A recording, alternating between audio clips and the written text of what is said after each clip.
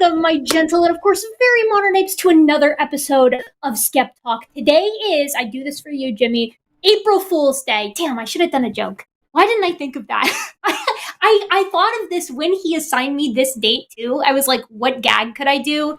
But I guess I'm just, I don't know. I'm too lame for that. It is April 1st, April Fool's Day. This is SkepTalk. My name is Gutsy Gibbon, or better known around these parts as just Erika, and I'm here with my lovely guest Jordan, who has been on here before, to take calls about your skeptical questions. Jordan, how are you doing? Doing great. How are you doing, Erika? Dude, I'm tired. You are so busy.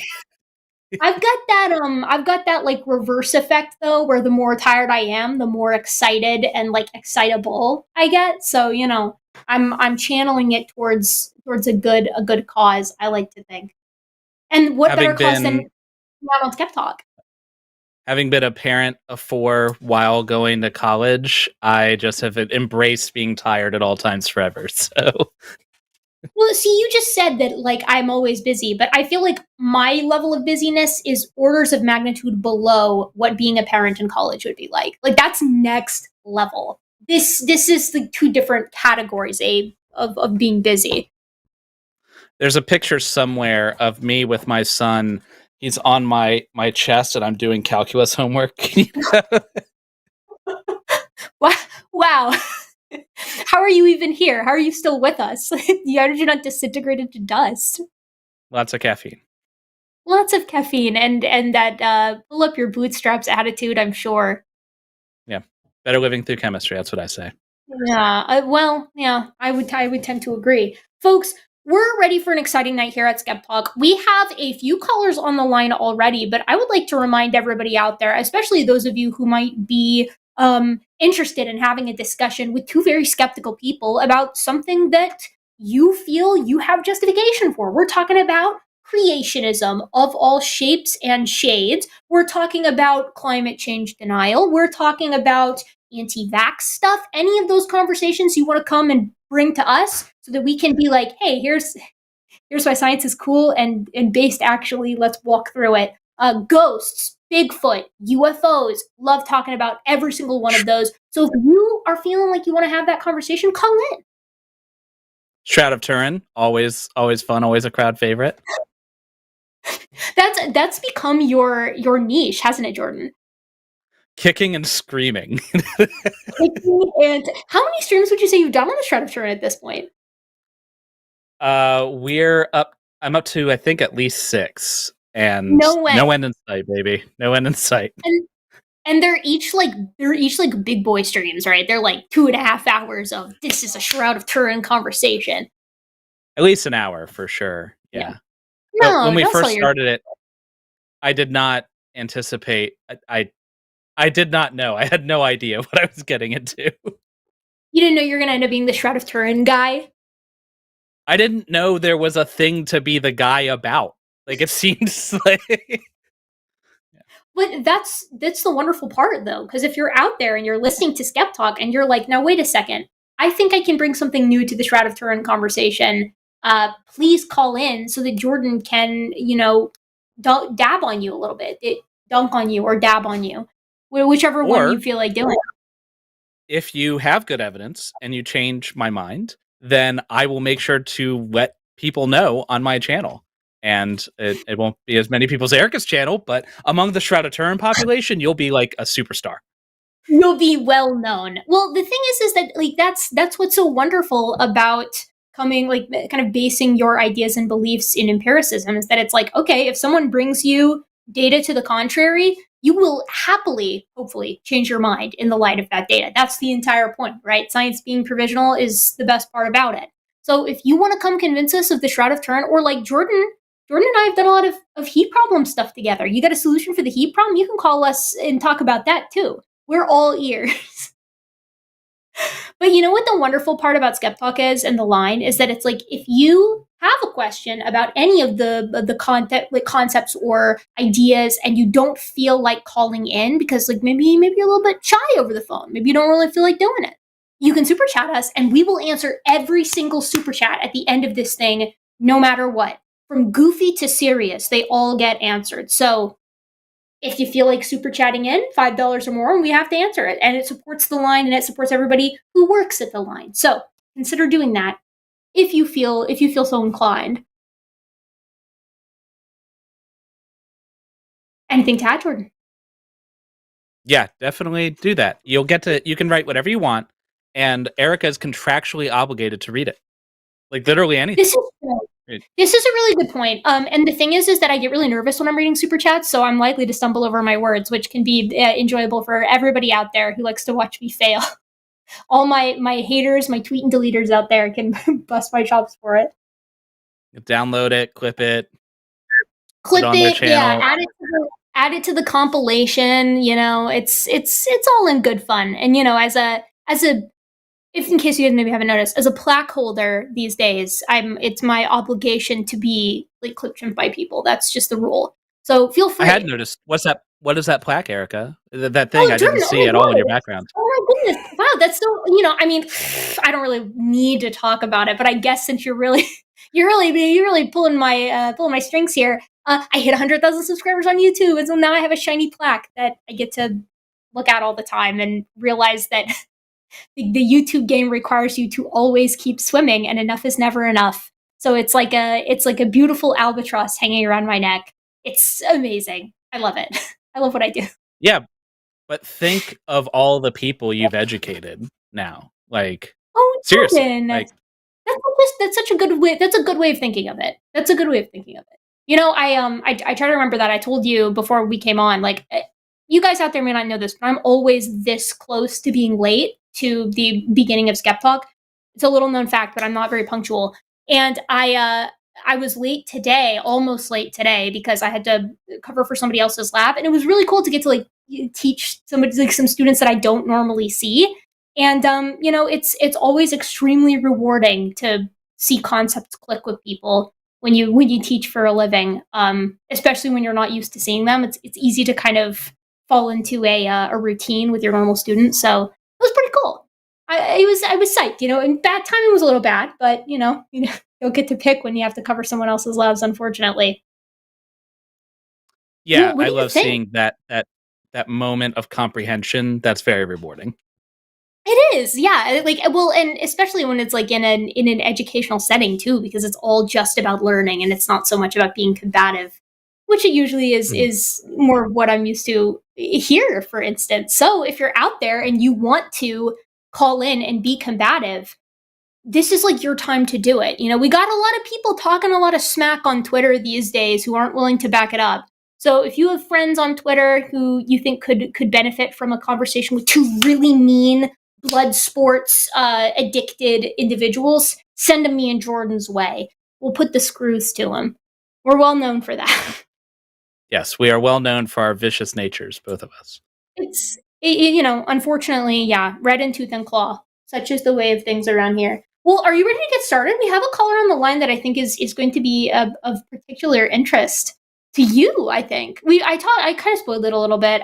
You already know who our caller is, but we have Asher, pronouns he, they, from Alberta. He's an atheist, and he wants to know how to talk to people who are like reliant on oil and gas about climate change in particular. I'm so glad that we get a climate change call because we almost never get them.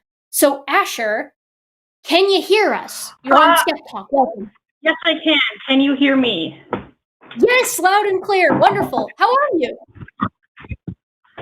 Good. I have never done anything like this before, and I'm glad you got to me first, because probably by about 6, I'm going to have to dip out of here. So, really Erika, really love your stuff. Oh, thank you so much. That's awesome to hear. That's the goal, right? Tell us a little about your question. Yeah, so I live in, for anybody who isn't aware of Canadian politics, Alberta is almost entirely reliant on oil and gas, and even people, and beef. That's the other thing we do.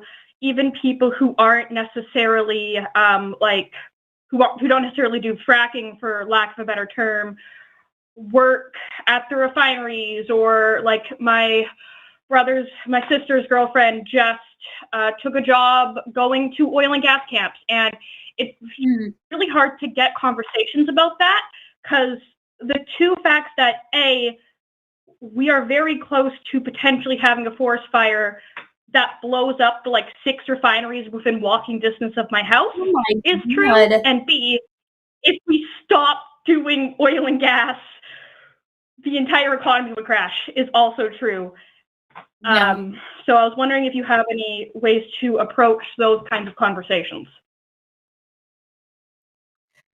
Oh man, shoot. Well, I mean, I feel like I'll kind of kick us off here, right? Like, I feel like it's necessary always to parse being reliant on coal and gas, having a job that's involved in coal and gas, and conversations about climate change. Like, these two things are related. You can accept that climate change is happening and still have a gig where you're prospecting for oil or working at a refinery or something along those lines. And I don't think that accepting climate change necessitates that climate change is going on necessitates that you drop everything and quit your job and tank your local economy.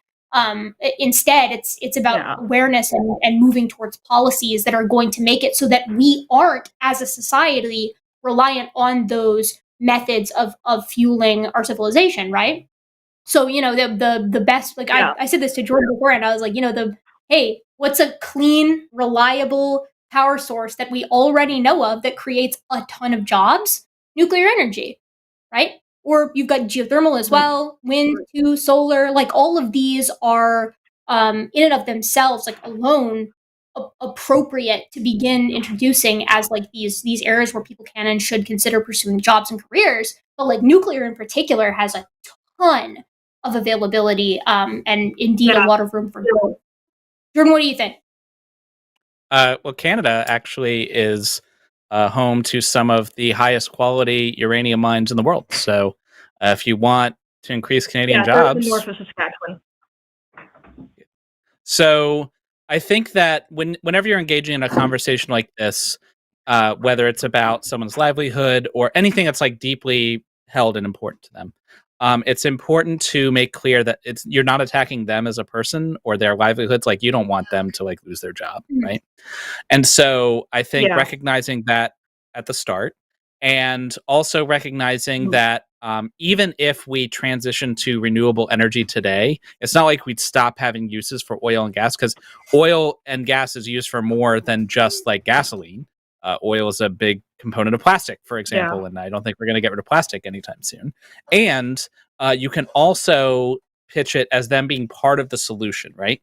So you can talk about how we're going to need gas in particular, which is less polluting than, say, coal, but also still is extremely reliable as a bridge to renewable solutions. And so this isn't a thing that, even if we recognize the problem, even if we agree we need to solve it, we're not going to ditch them tomorrow. There's going to be time to ensure that everyone is taken care of. And it's also not like jobs are going to go away. They're just going to change. There used to be a bunch of blacksmiths for horse and buggies. There aren't a lot of blacksmiths anymore, but it's not like we have a bunch of out of work blacksmiths, vlogging the streets of Alberta, And so I think that if you just make it clear that you're not attacking them, their livelihoods are not at risk, but what could be at risk is their children and their health and their safety, the things they care about, right? And kind of, so make them a part of the team. I think that can help break down some of those barriers. Yeah. One thing that also makes this really complicated is jobs in oil and gas or related industries. Often they're the jobs in the province, they're some of the only jobs in the province that don't require high school educations. And our high schools aren't great. I go to one of the better ones, and we are on a coal mine that's actively making us collapse. Woo! So one of the problems is a lot of these people don't have the skill set to go into another field necessarily. Well, I think that would be the idea, right? That if, as we introduce these new industries, that there are entry level gigs that don't require these massive amounts of education in order to kind of get your foot in the door, right? It's not like if we moved over to nuclear, we would all of a sudden require that everyone has, a master's or a doctorate to work there. Right? You would basically just be changing the type, the specifics of the work that you're doing. Yeah, same with solar, same with thermal. Even in nuclear, which probably has a reputation, not at all undeserved, of being like a kind of like a higher education requirement, most of the people work at the plant are not nuclear engineers. In fact, there's very few nuclear engineers required for nuclear plant. Most of them are operators who go turn the valves and, install the electrical equipment or whatever. Like, and not electricians obviously require education too, but it's not like you have to go to college to work on a nuclear plant or to work on a wind farm or to help install solar, right? So these are the same sort of blue collar jobs that they already have. They're just in a different field. And so part of any realistic solution to solve climate change is going to include retraining for people like your neighbors so that they can, because we're going to need more people, right? We are going to need more workers who are trained to work on wind farms and to install solar panels. Like, this is going to be a need that we have. And so just as society solving the problem of producing too many greenhouse gases, society is also going to be incentivized to solve the problem of getting your friends the training they need to have a new job.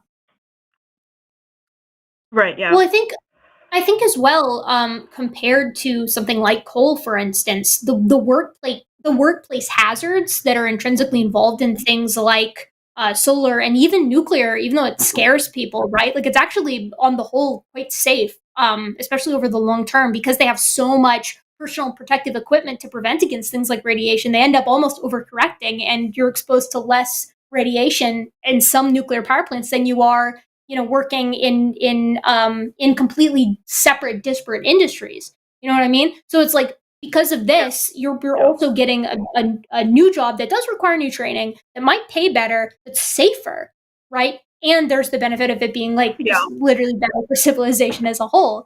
All of that to me is extremely enticing. I mean, I don't think anybody gets super ecstatic about the idea of going into a coal mine. It's harsh on your body. I mean, I have relatives that build power lines, and like, that's harsh on their bodies too. And anything that can make life. Sorry. I don't think anyone here is ecstatic about living downwind from like it's like 6 or 7 major coal refineries right next to where I live, which is always really fun. Yeah. There's and that's a lot. That's not easy in your respiratory system. I mean, even it's interesting because, like, I think I've mentioned this on SkepTalk here before, but like last semester I took gross anatomy, and we went and worked with cadavers, every weekend and learned the gross anatomy in humans, and it was really interesting just looking at someone's set of lungs. Like, you could tell whether or not they lived in the city or in the country, right? Like, a lifetime of living in areas that have more pollution does influence your physiology, right? Like, it's going to change what your lungs look like. They're slightly less pink. They're a little bit browner. It's nothing that killed them or took an enormous toll on them. But I can only imagine living next to several coal plants that over time you're going to notice it. Like, I don't know. I don't have the stats on hand, but I bet the COPD rate is a lot higher. It's just tough. That's tough on your body. Yeah, that's another. They're oil refineries, and actually we have like one of the highest rates of child asthma out here. Yeah, there it is. That's a point that can sometimes ring true with a climate change denier. Is like, let's say that you're right. Let's say you're right, and climate change isn't real.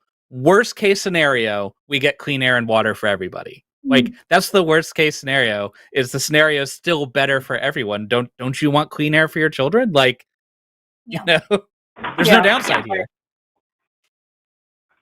Oh, but don't you see, Jordan? It's the woke agenda. They're trying to force your kids to learn about nuclear energy. Well, nuclear energy is, of course, extremely scary. This is a matter of provincial pride. Yeah. Well, and I mean, I think that unfortunately, a lot of these folks that make money off of things like coal and gas, they successfully turned it into a point of pride, right? Where it's like, oh, here, we're the salt of the earth, we're coal miners, and that's epic. And it's like, no, you're going to need a respirator at 60 because of it. It's not epic, right? Like, you want a job that's going to be easier on your body and less harmful to the environment around you. Like, Jordan said, there's literally no downside, except for the inconvenience of having to learn a new job, which very few people stick with a single job their entire lives these days anyways. most people are going to have to learn a new job at some point. So why not one that's safer and better for the environment? Like it is a win-win-win across the board.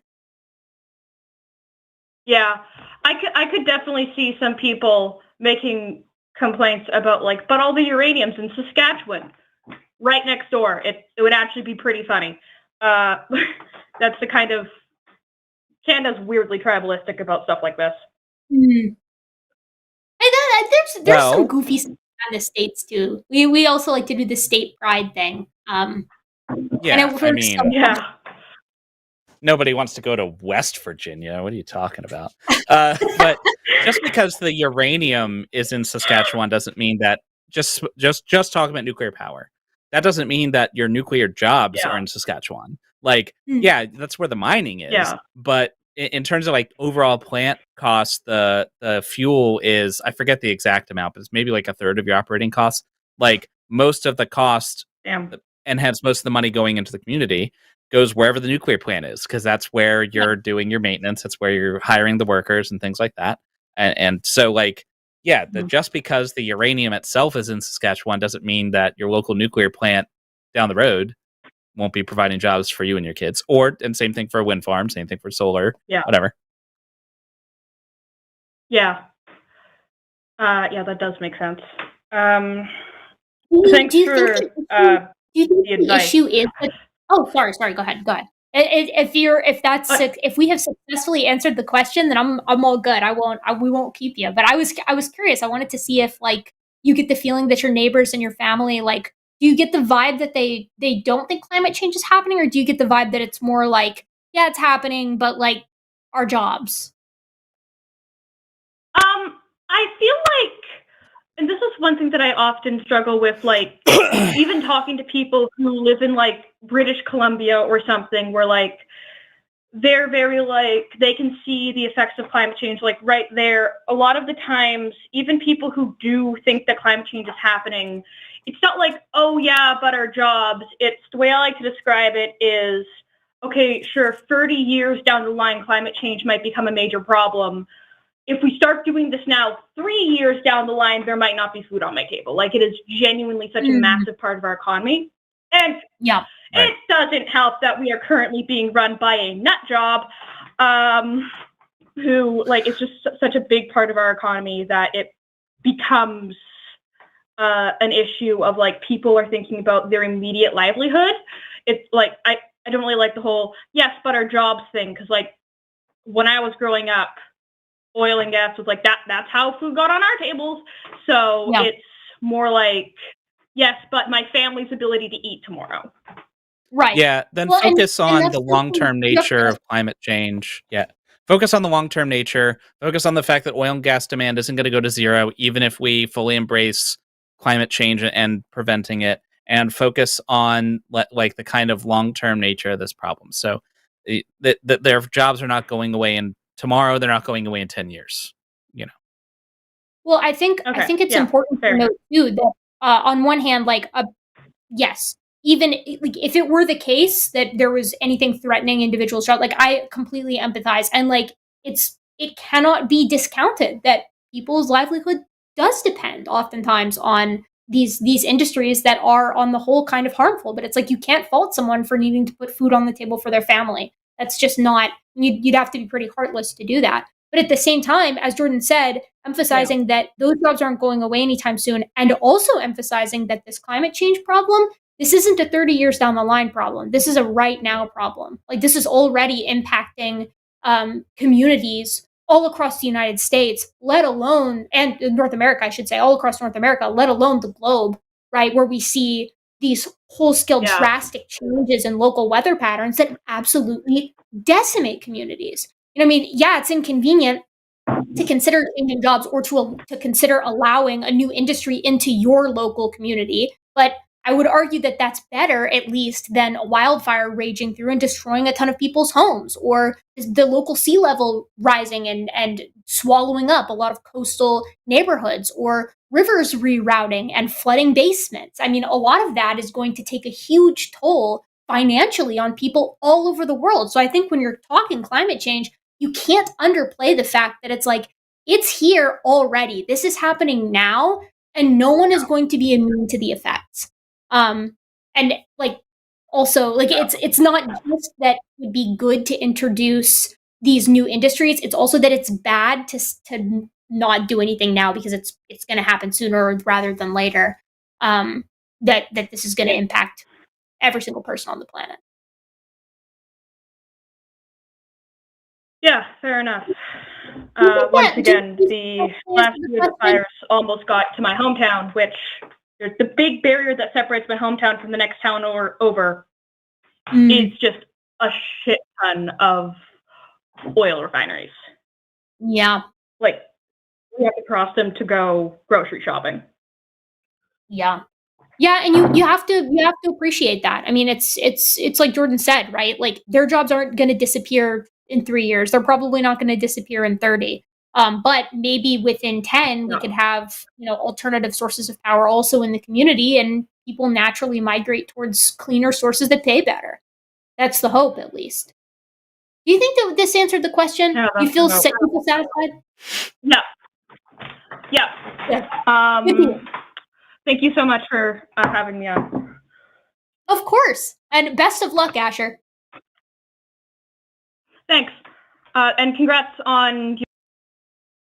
Oh my gosh, I was already dropping the call. Thank you so much, Asher. I'm sorry. That was so 100,000. I know. He was just getting ready to be like, hey, and also, and I was already like, goodbye. Nope. I'm so sorry, Asher. I really did want to hear it. Yeah, man. I actually saw a stat about like the money behind the anti-nuclear sentiment, right? And how it's like you actually have a ton of big oil, for lack of a better term, that are funding some organizations that we typically associate with being like environmentalists. And it's like they scaremonger about nuclear power. And so we get nowhere because it's like, without nuclear, I don't know how we're going to do it. The environmentalist wing of anti-nuclear is really bizarre to me. That like I get why many people are opposed to nuclear. There's a lot of ignorance. People don't understand it. It's scary. I understand. But someone who's like all about saving the planet, except for this one solution, Yeah, exactly. Yeah, I don't understand that myself either. Especially because it's like on the whole stats are out there for like when nuclear has been detrimental versus when all of these other industries have been detrimental. And it's like, it's not even close.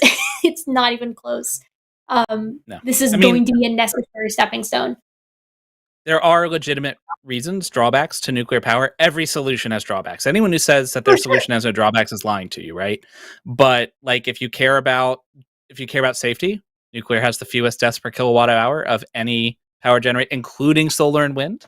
Fun fact: if you care about reliability, we are up about 95% of the time versus solar is about 25% of the time. But I think it's not an either or. If you live in Iceland, you shouldn't build nuclear. You live in a volcano, build geothermal, Yeah. But it's all about finding the right solution for your area. Yeah. Well, and I think there's naturally going to be an element of compromise to all of this too, that, compromise leaves no one happy, but sometimes it tends to be better in the long run. I think it's going to be a lot easier to convince people to allow nuclear in alongside some of these traditional, more harmful industries. And then naturally allow this community to see the benefits of nuclear over something like coal. Forcing people's hands doesn't work often. You can even, like with a small modular reactor, which is a reactor that's literally small, can be built in a factory. You can just tear down a coal plant and put an SMR right there. Same spot, same infrastructure, same community. So there's a lot of cool things you can do with it. Yeah. Yeah, I think there needs to be, you touched on this earlier, but it's like with so many of these concepts, it's like, okay, this has to start early education wise, right? Like you're not going to convince someone in a single conversation, especially if they've previously been extremely anti-nuclear, right? Or solar or wind or, geothermal for that matter, right? Like, this is something that it's like the pros and cons need to be available to people at every turn. But, that's I don't think we're going to convince anybody to pull any money from the military budget towards education on that, but that's fine. It's fine. This is fine. All right, Jordan, are you ready for the next caller? Yeah, who do we got? What do we got? Something good?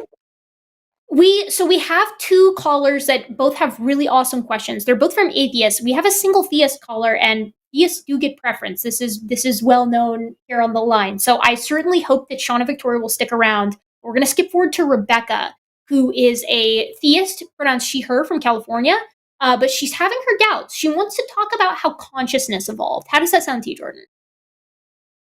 Let's just solve the hard problem of consciousness right now. Let's do it. No big deal. I think we can do it. I think that we can just hash this out really quick, and then it'll be done. And philosophers can thank us later. Yeah, we'll just let all of philosophy know. We'll just let them know. It's fine. I'm sure they probably just haven't thought about the things we're going to talk about here, so it'll be fine. Rebecca, you're on SkepTalk. Can you hear me? I can hear you. Hello, Erika. Wonderful. We can hear you too. How are you? I'm excellent. Thanks for asking. Wonderful. You want to tell us a little bit more about your question, and we'll solve it for you? Yeah. Okay. Yeah. You had me laughing. Yeah. So, I mean, yes, it's the age-old question of consciousness.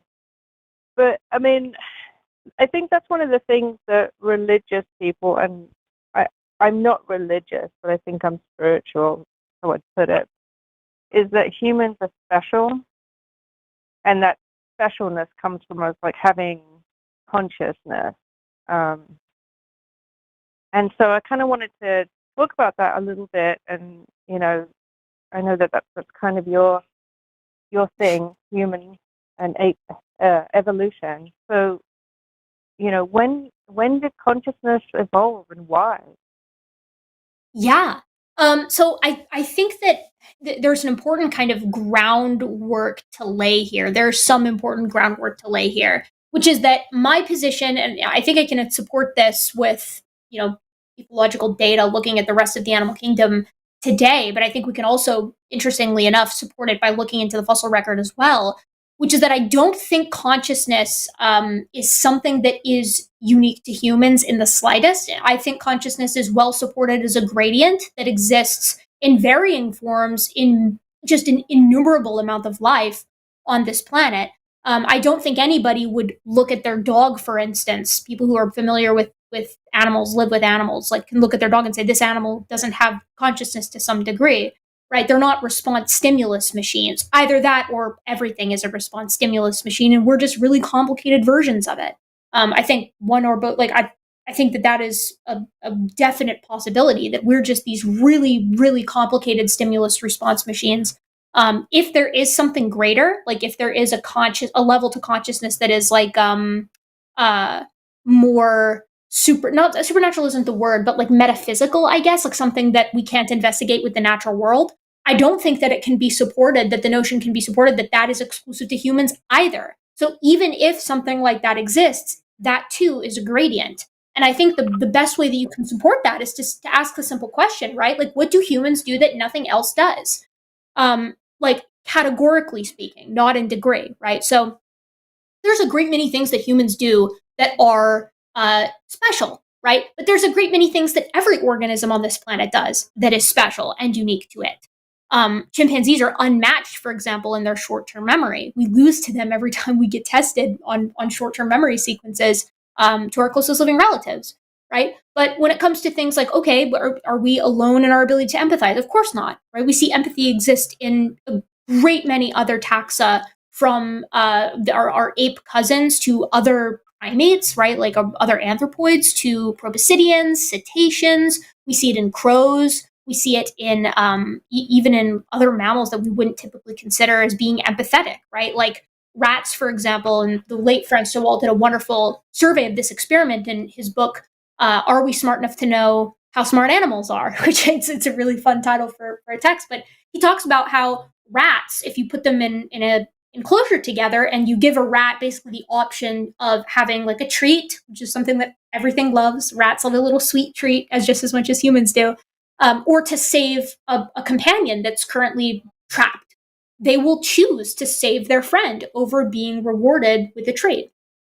This is something, well, I should say some of the time, which is also something that humans do some of the time, right? We have innumerable anecdotal accounts in primatology that have been published in journals of other primates risking their lives for non-related family members, both in the wild and in captivity. We just last week saw an account, no, this wasn't last week, this was 2 weeks ago, an account of Asian elephants burying their dead calves, like actually troweling out a hole, dropping a calf in the hole, and partially covering it up with dirt. This is very reminiscent of what we see in African elephants who revisit the sites of where their loved ones have died, right? And they revisit the bones and pick them up and place them on top of each other. They do all sorts of weird stuff that doesn't make any sense to us, but is just incredibly familiar at a level that I think everyone can appreciate. Right? It's grief. You miss them, right? So what about humans is actually unique categorically? And Robert Sapolsky, a famous primatologist, I've talked about him many times on SkepTalk, right? But he categorized all types of behaviors that humans do as basically either something that is completely unchanged in other animals, something that we dial up to 11, or something that is truly unique, but still an elaboration on a prior form. And he argued that the only thing that humans can do, to our knowledge, that nothing else living can do, is empathize across space and time, and even with the fictional. Right? So a chimpanzee cannot empathize, to our knowledge, with like a picture of a cartoon dog. But you can look at a picture of a cartoon dog and feel sad because, look at him, he's sad. you empathize with it. But is that a categorical difference? I and Robert Sapolsky would argue no. That's just empathy, again, taken to a more extreme degree. No different than how our language is vocalization taken to another degree. So I think that when it comes to the emergence of consciousness, that is something that exists in humans today and in various other animals today and in innumerable taxa of animals today in varying forms. I think we can all agree that like an earthworm is probably less conscious than a dog is, right? But can we quantify that? I don't know. So I would say that the hard problem of consciousness is still an issue, but whatever consciousness is, it is not unique to us, would be my argument. Right. I like that, the gradient. It just seems that we went so hard, so fast to get to, being able to do like nuclear physics, as we were talking about earlier. Yeah. Whereas my dog is still like. Oh, sorry. Go ahead. Go ahead. Oh, I was just going to say, compared to my dog, who's still, confused about where did the toy go. Right. So I just find that really fascinating. That you're right. It is a gradient, isn't it? Well, I think the problem with that though is like, yeah, there's obviously a clear difference in what humans are doing and what, like, for instance, our dogs are doing. I would argue again that it's not a categorical one, but one of degree. But I would also point out the fact that what humans are doing that is unique today, right? Like having this conversation over this advanced technology. This advanced technology is just an elaboration over the course of millennia of tools, right? This is just tools on tools on tools, tweaking prior generations' tools. And we're only able to do that because we have the written language, which the written language only emerged, over the past 10,000 years, thereabouts, right? So because of that, are we to say that the humans, the human species itself, which has been around for 300,000 years, was not conscious for the first 290,000 because they didn't have the technology that we have? I would argue that they were exactly as capable as we are, but we're born in a time period where we can build upon what previous humans did. Without that ability, right? Like if Einstein had been born before Newton, he would never have invented relativity because no one had done Newtonian physics yet, right? He was only able to do what he did because Newton did the groundwork for the prior ideas. Now, maybe he would have invented Newtonian physics, but he wouldn't have been able to make it to relativity. We're only able to do the things that we do because of those that came before. We stand on the shoulders of giants. Right. So here's a fun question. This is Okay, so I watched Meg 2 yesterday. Are you familiar with the Megalodon series? Oh, of very movies? much so. Yeah, with Jason Statham, Okay. yes. I'm familiar with the Yeah. Meg movie. All right. So I think they died out about 2.5 million years ago. So there were hominids around then, right? Yeah, there. If we're talking about, yeah, go ahead. Sorry. So technically, if they were around 2.5 million years ago, we have seen the megalodon, like in our history. Can you imagine being Homo erectus walking on the coast? Well, 2.5. Can you imagine being Homo habilis walking on the coast, right, of the Indian Ocean, and you look out and you see a megalodon fin pierce the surface just briefly before it goes back under, and you're thinking to yourself, "Yeah, I'm good. Like, I'm good. I don't think we need to do any expansion out of Africa just yet. I don't want to go anywhere else other than right here, nice and inland. This is fine for me." But yeah, like hominins, it's entirely possible. I'd be surprised if it wasn't the case that some hominin at some point didn't see a megalodon. The types of animals that we shared the world with over the course of even just being in genus Homo is just jaw dropping. The menagerie of life that we were on the same planet as would have just been, gosh, to see some of it, right? To see some of these enormous proboscideans, these ancient crocodilians, the much larger than the ones that we have today, right? Varieties of big cats, varieties of gigantic rhinos, right? Like trundling across the steppes of Europe. It would have been insane. And in some areas, things were completely reversed, right? Like Homo floresiensis makes it to the island of Flores and encounters dwarf stegodon elephants and gigantic storks and gigantic rats and gigantic Komodo dragons. And you're just like, what the hell is going on? Like, it would have been so insane to see. But yeah, so like technically, I guess you could say, assuming that we're talking, I don't know the time frame that Megalodon exists, and I'm sure a species of the genus Megalodon, which is like Carcharodonta or something like that. I think thereabouts. Some fish person is going to get mad at me, but if we shared the world with them, I think there's no doubt that someone somewhere saw one, even if it was like washed up on the beach. Can you imagine that? Right, like you're on the coast of Kenya and you're walking along because your tribe just happens to live close to the coast, and you're walking along the sand and you see out in the distance this behemoth washed up on the shore, bloated in the sun. It's just a megalodon. Like, gosh, that would have been insane. Yeah, I'm surprised that we survived at all, actually. Yeah. So that was kind of like, it was me thinking about that scenario, which, although is silly, got me thinking about, consciousness in general and how we, I guess, evolved it more on that gradient. So I think cool. I think that with a gradient, one thing that can kind of help bridge that mental gap is you look at things now, right? Humans now seem way different than everyone else around us.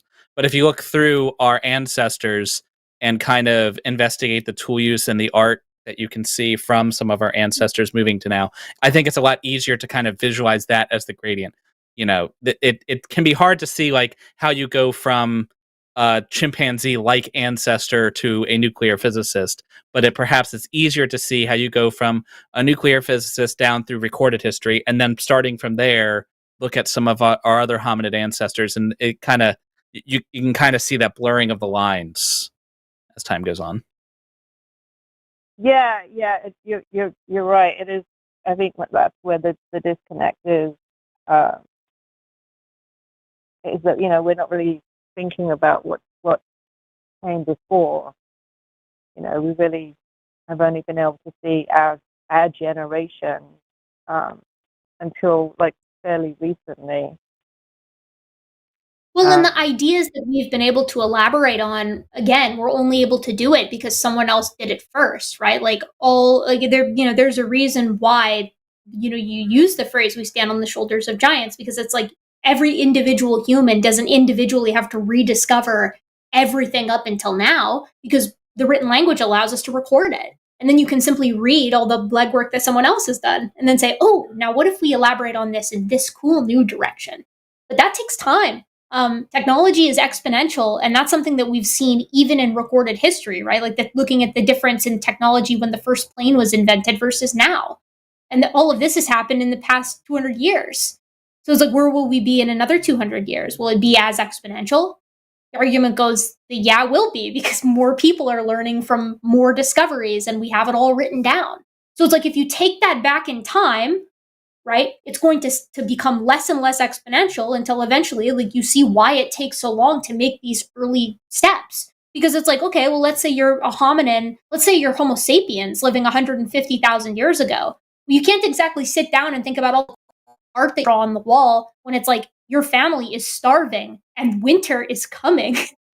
Like, you've got bigger things on your plate than making art in a cave. Like, we're only able to make all of these discoveries because we got the basics figured out, which is, how do we eat when the weather doesn't allow us to eat, right? How do we move away from things like earlier hunting and gathering, right? How do we move away from staying in one place, right? Having these nomadic societies and control the environment around us. All of these are steps that have to happen before the very basics of art and technology and civilization can occur.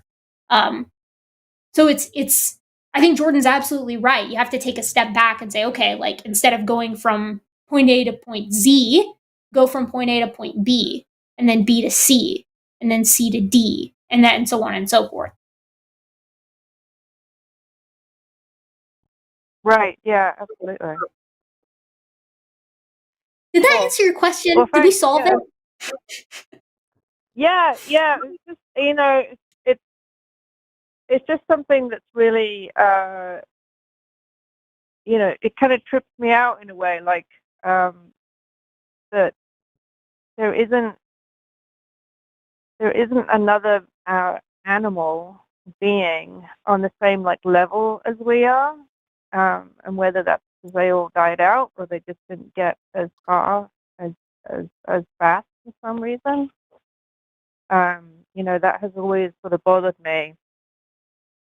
Or not bothered me, but interested me. I mean, careful. So, you're talking to Erika about hominid evolution. I know, Jordan's like, we will never get out of here. This will go till midnight if you keep asking questions like that.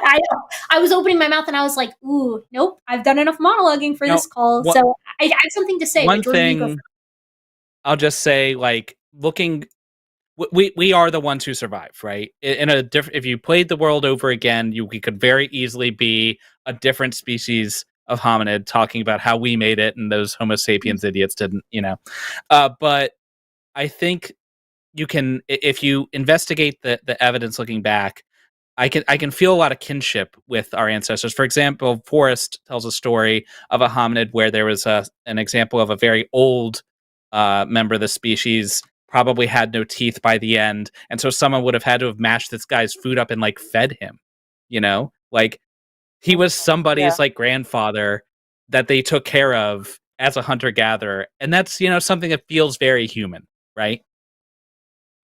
Well, and that individual, actually, Jordan, is from the Dillahunty collection, right, of skulls. So we're talking hominins that are almost 2 million years old. So almost 2 million years ago, we were capable, our lineage was capable of saying, okay, like, this person's hurt and I don't want them to die. So I will do what I can to make sure that they don't.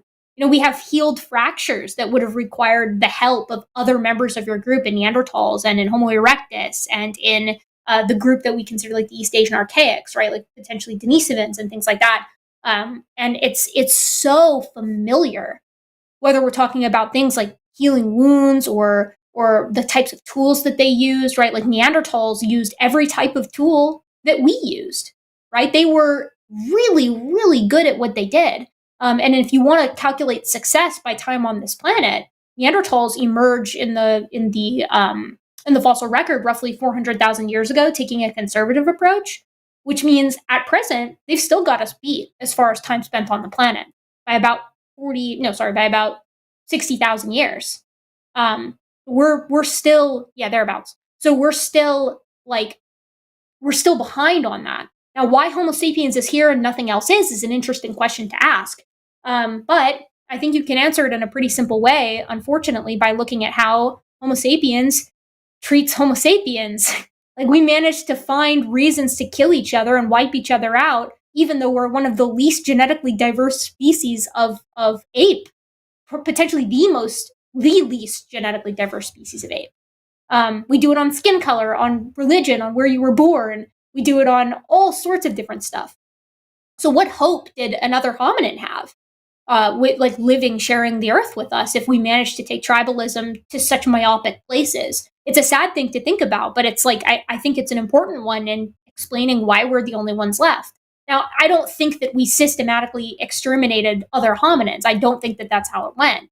But I also think that when you have that type of attitude combined with things like a rapidly changing climate and potentially in humans, the propensity to innovate, depending on how some of those genetic differences end up hashing out between anatomically modern, anatomically archaic Homo sapiens and then Neanderthals and Denisovans. Well, it all kind of forms an equation that seems to answer the question pretty well. You know, we were hostile towards those who weren't in our in-group, and we were better at surviving in certain conditions that happened to be favored roughly 40,000 years ago. That's so sad, but it might be the case. And unfortunately, our extreme tribalism is often pointed to as the reason why we're so empathetic to those in our in-group and so vicious to those in our out-group. It's two sides of the same coin. Right. Yeah. Our strength with the other's destruction. Yeah. Yeah. Well, cool. I'll go off the line now and let you take another call. But thanks for chatting with me about that. I appreciate it. Of course. Thank you for the wonderful question. You know, I'm always happy when I have an opportunity to monologue at the expense of my co-host about hominid evolution. Yeah, I know who I'm on I here enjoy with. your monologue. You teed me up, and you If I could had see to- the panic in Jordan's eyes. He was like, "Please don't do this to me." Oh, did Thank Jordan you so say much. that he's a Shroud of Turin expert?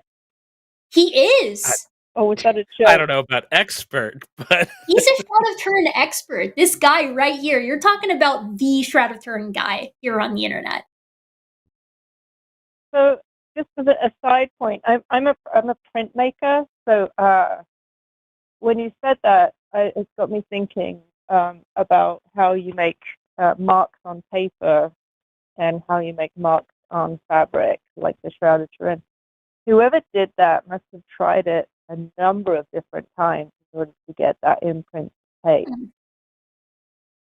So that's kind of an interesting thing to think about. It doesn't, yeah, I mean, I wish happen on one go. I wish we had some examples of his failed work, because that would make our discussions now a lot easier. But we have to work with what we have. Yeah. Yeah. All right. Well, thanks, guys. Thank you, Rebecca. Take care. You too. Bye-bye. See, I paused on that one just in case she wanted to comment on the plaque. I was like, give her just a second. We'll see what she said. Did you see? Did you see that? I was like, bye, Rebecca. Thank you so much for the conversation. If you want to give us a little outro, that would be great. I love that conversation. I love the consciousness talk because, like, I've never managed to stumble across anybody who, and I'm not saying Rebecca was trying. I don't think she was trying to do this, but like when you have this conversation with committed theists who do the like human exceptionalism thing, you never hear about like, okay, what is it actually that makes humans conscious or conscious to some, degree that is to the exclusion of every other critter on the planet. Right. And like, you never get an answer. Sometimes they'll point to religion, which is an interesting one because that also seems to emerge slowly through geologic time. Where we actually clock it is a matter of debate, but there are certainly critters that I think most of these types of individuals would call human that don't seem to be exhibiting the type of religion that we're doing today. Tactically speaking, if I were a theist, I don't know. I think that would be a dangerous place to hang my hat personally, because all it would be one pseudo-religious example anywhere in the geological record or in the historical record, and you know, they're Well, good. that's But I already guess, argued. right. Like they Right. already But there's already arguments for hominins for that. yeah, that's what I'm saying. Like it seems like that seems like a risky bet to make. I don't know.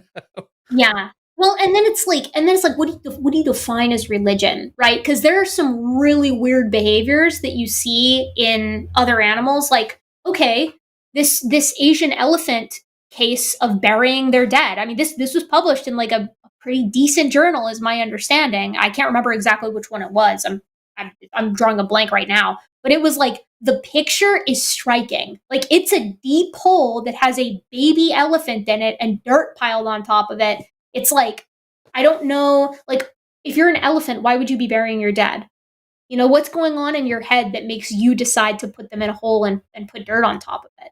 In humans, in hominins, we typically associate that with some level of understanding of death and some perhaps level of understanding of or idea of what you think might happen next. So I mean, I think you're really running into trouble if you're trying to define religion in humans that's going to exclude some of these behaviors that we see, at least potentially, because it's getting grayer by the day. Yeah, that like even if it's not the same, like you're saying, it's a difference of degree, not of kind. Yeah, And so, exactly. like, if you want to exclude that, then what else would you have to exclude to be consistent? And of course, not everyone's going to be consistent because what's religion? Well, religion is a thing I like, and the rest Exactly. is superstition. You know, right? Exactly. And it's like, I'm not sitting here and saying, like, oh, we see other animals do religion. I'm just saying it's hard to draw a line there, right? When you're Well, seeing these behaviors that are complex surrounding things like death, I think it's really hard to say, like, no, they just did that because they felt like it, Okay. it's the same thing with Maybe. morality. Like, we can't go inside another ape's head and see what they're Yeah. thinking, but we see behaviors that look a lot like moral thinking, right? Like, Oh, you know, 100%. And like, I think it's even less ambiguous with morality because it's like you see active community policing of behaviors with individuals who are higher in rank being the policers and consistently policing and then teaching others to consistently police behaviors that negatively impact the group because they're selfish behaviors, right? Like I think that's a hard sell. At least the religion one is a little bit more ambiguous, but the morality one, I mean, I guess you're just like, oh, well, that rhesus macaque wasn't doing that because they were trying to do what's good for their community. They're just being selfish because it feels good to have other members of your group appreciate you. And then it's like, okay, but like, how is that different from what we do? Right? Like, then it comes back around to the whole, are you sure we're not doing the same thing? yeah, The answer is it always no. is. We're not sure. Yeah, right. Like, are you good because you're good, or are you good because you like how it feels to be good? Exactly. And that's a hard question to answer. So, well, Jordan, I have some news for you because we have a creationist caller. And I Oh think we have boy. no choice. I know, I'm really sorry because Sean and Victoria are still waiting, and Sean has been waiting for 37 minutes, but we do have to give preference to theist callers. And unfortunately, creationism is a worm on a hook that I myself am physically incapable of ignoring. It works every time for me. You don't have So a we're problem, going to Erika. welcome. You can stop whenever you want. That's a really good point, Jordan. And I like to remind people of that if I wanted to, I could definitely just not take this call. This is totally different what I'm doing. This is because I have to, not because like by my job, of course. This isn't because I want to. Anyways, Adonis has pronouns he, him, New Jersey theist, and he is saying creationism is on par with science. Adonis, welcome to SkepTalk. How are you doing, and can you hear us? Adonis, are you there? Yeah, hello, right. I'm actually doing quite well today, right? And generally speaking, I'm just very sort of interested in the sorts of relevant sort of scientific philosophy considerations, right, regarding the sort of dispute. And I just sort of take the view, right, that scientific realism is this philosophically bankrupt view, right, of which there are numerous sort of a compendium perhaps of arguments against it, right? Now, I'd be interested in sort of covering the variety of arguments that are going to be forwarded, right, against the sort of scientific realist model. Okay, so let me make sure that I'm understanding you correctly here. So you're coming at this from a philosophical point of view, and you're basically saying that, um, um, like methodological naturalism, for lack of a better term, does not sit on its high horse in comparison to creationism. That these are on par with one another, as you said in your call screen description. Would that be correct? Yeah, that's right. Because as someone who has sort of gotten a PhD from Rutgers University, right, as like a sort of postgraduate, me and my colleagues focused a lot of our works on actually criticizing the sort of edifice of scientific realism, right? So personally, I'm going to be quite interested in emulating the epistemological views, right, of actors like Van Frassen, such that there's going to be an embarrassment entailed by adhering to the sort of scientific realist enterprise, right, which I take to sort of be built on a card of lies. Right now, just to be clear on what I'm denying, right, there's going to be the MSR and the SSR and the ESR that are going to be sort of integral, right, to the scientific realist project, where the metaphysical thesis or the MSR is going to be saying the world has a definite and mind-independent structure. I deny that, right? There's going to be the SSR, which is saying that scientific theories are truth-conditioned descriptions of their intended domain, which I actually grant. Right. And then there's going to be the ESR, or the epistemic thesis, which is saying that mature and predictively successful scientific theories are well confirmed and approximately true. And that's actually another sort of thesis I deny. Right now, I'd be interested in sort of exploring the various problems with all these separate theses because I actually have formal arguments against them. Right. Well, let's try to get into some of them then. Jordan, you want to take us right off the bat with the premise 1 through a zillion here? Right. Okay. So the first one was metaphysical, right? So remind me what the MSR was again. Well, no, so the MSR is just going to be the thesis that the world has a definite and mind-independent structure, right? That's going to be the metaphysical thesis of scientific realism. But that's not the premise of an argument. That's just the name of the thesis, right? The argument is going to be separate. So tell us a little bit about the argument. In a few words, give us the argument, and we'll sink our teeth into it. Right, so just to sort of like give it formally, right, the first premise of the argument, which is just going to be modus ponens, right, is a conditional, which is just saying if empirical adequacy, right, of some theory T over T prime is going to furnish the criterion for scientific success, right, then it's just going to follow that there are no successful scientific theories, right. The second premise is just going to affirm the antecedent of that conditional, right, saying that empirical adequacy of some theory T over T prime is actually going to furnish the criterion for scientific success. And then it's just going to follow that there's no successful scientific theories. And then so furthermore, right, the premise 4 is going to say that if there are no successful scientific theories... Hold on, what's up? Let's kind of slow down here, though, because I kind of want to get into these a little bit one at a time so that we're not missing anything in translation here. Jordan, go ahead. I know you were wanting to say. I'm just a simple engineer. So big words frighten me. And so I'm trying to break this down. When you say there's no successful scientific theories, in your mind, what would constitute a successful scientific theory? What would count? Well, that's actually sort of embedded in the second premise, which perhaps may have been missed, right? But the second premise is just saying the empirical adequacy, right, over some theory over an alternative, right, is going to furnish the criterion for scientific success, right? Which is just to say that some scientific theory T, right, is going to be successful if and only if it's going to be empirically adequate, right, in the sense that people like Van Frassen and my colleague Martin van Dijk will talk about, right? Well, so hold on. I want to back that up too. So you have two scientific theories, two hypotheses, because they're not going to be theories just yet, right? You have two hypotheses to explain event A.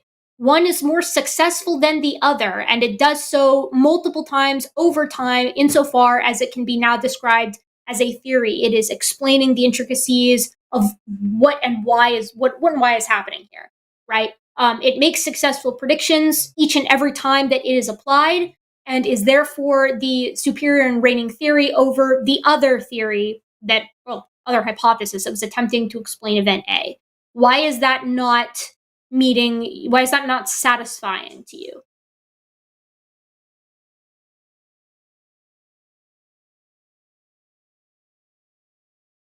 Adonis, are you there? You might be on mute. Adonis, are you there? Adonis, no. No, you scared I him wanted off. I wanted to discuss the premises. I wanted to discuss premise 1 through a million. Okay. Oh, that's a shame. Well, okay, Adonis, he left. What? Why was it so easy to deconstruct that?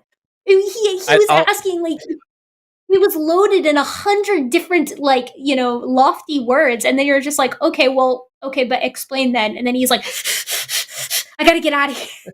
What the hell? I didn't anticipate this. I didn't think that was gonna happen.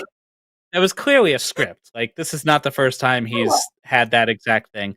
But often, and I don't want to put words on Adonis, perhaps he had technical problems and had an excellent rebuttal, right? But I have noticed for some people who get in script mode, they cannot tolerate anything outside the script, right? And so they'll just do anything necessary to get you back on the freeway that you're supposed to be on, and just refuse to do that. No, I'm not going on your freeway. We're going to talk about this part, We're pulling over and we're going to break it down and ask you why you don't feel satisfied by a theory making successful predictions over time. Like, I feel like that was not lofty. That wasn't that intense. No, it wasn't. That was a very mild criticism, but you might be able to say, well, how do you know it's true? Like, how do you know that reflects reality? Right? But for me, in my mind, science is the process of becoming less wrong over time. And so, if you went from flat Earth to perfect spherical Earth isn't true, but it's way less wrong than the flat Earth, right? And now we've got oblate spheroid Earth, So over time, you refine it and you become less and less wrong. And does that actually reflect reality? I got to be honest. I want to say I don't care. And it's not that I don't care, like, it would be cool to know. But if you're like, hey, I've got a theory, I've got a framework for everything, a theory of everything, and using this theory, we can accurately predict anything we want. Then so far as I'm concerned, cool, science is done now. Like, we can all go home. It's functionally, insofar as we use it, correct, right? It is functionally achieving the goal that we set out to accomplish. It's successfully predicting everything we apply it to. Check. Good. We're done. We can all pack up and go home.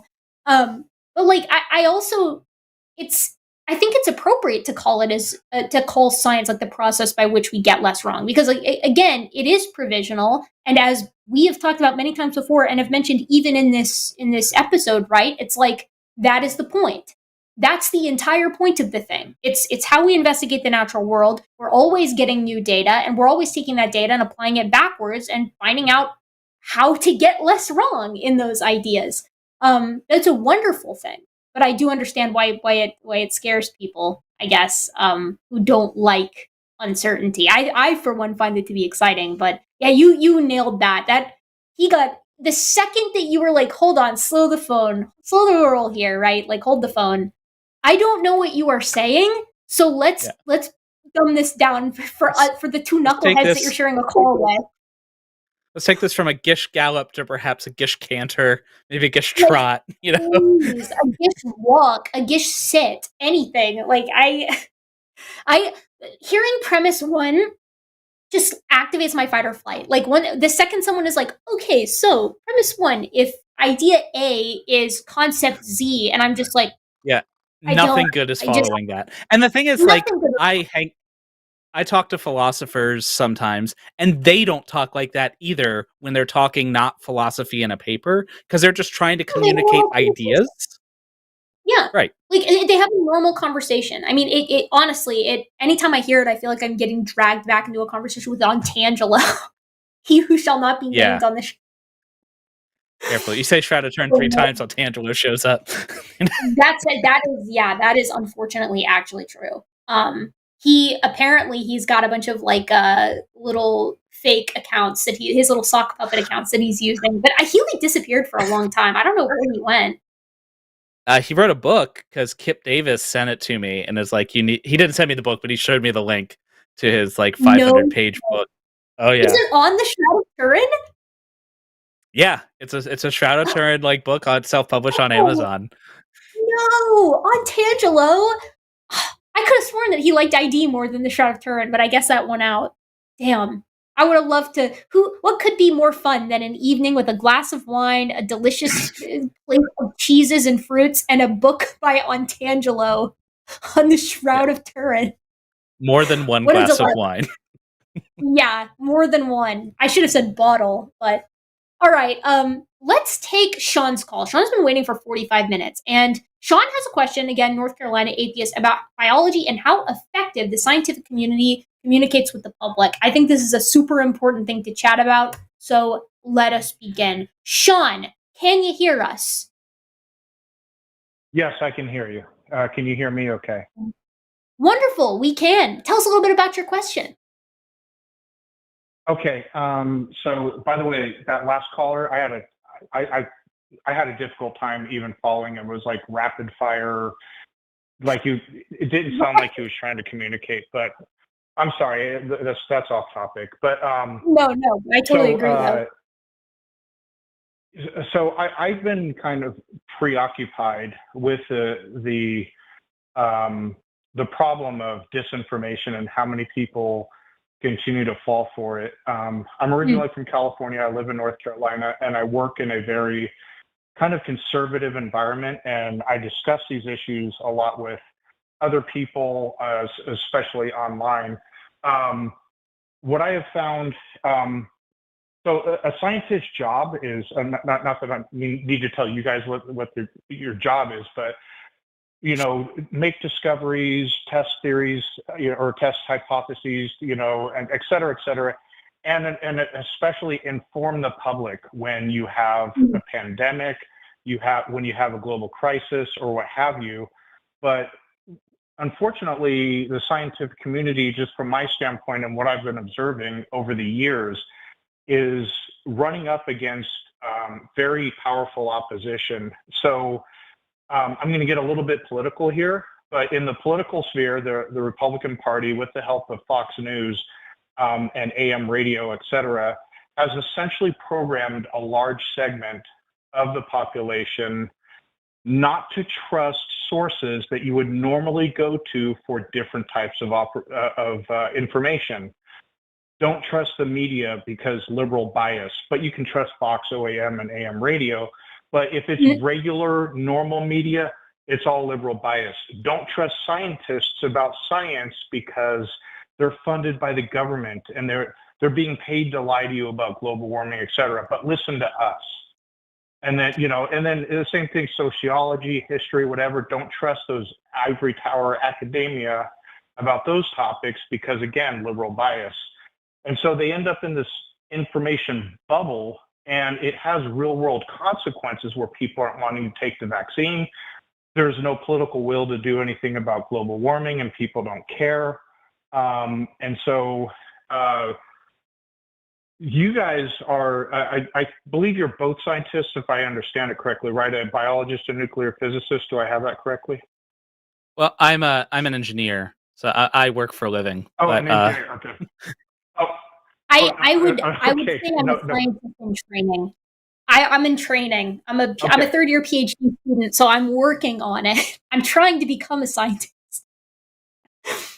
Oh, okay. Oh, well, good for you. That's great. And I think that's amazing. I'm kind of a lay person. I'm very interested in science, and I read as much as I can. Some of the PhD level papers are a little bit over my head, but I try to learn as much as I can.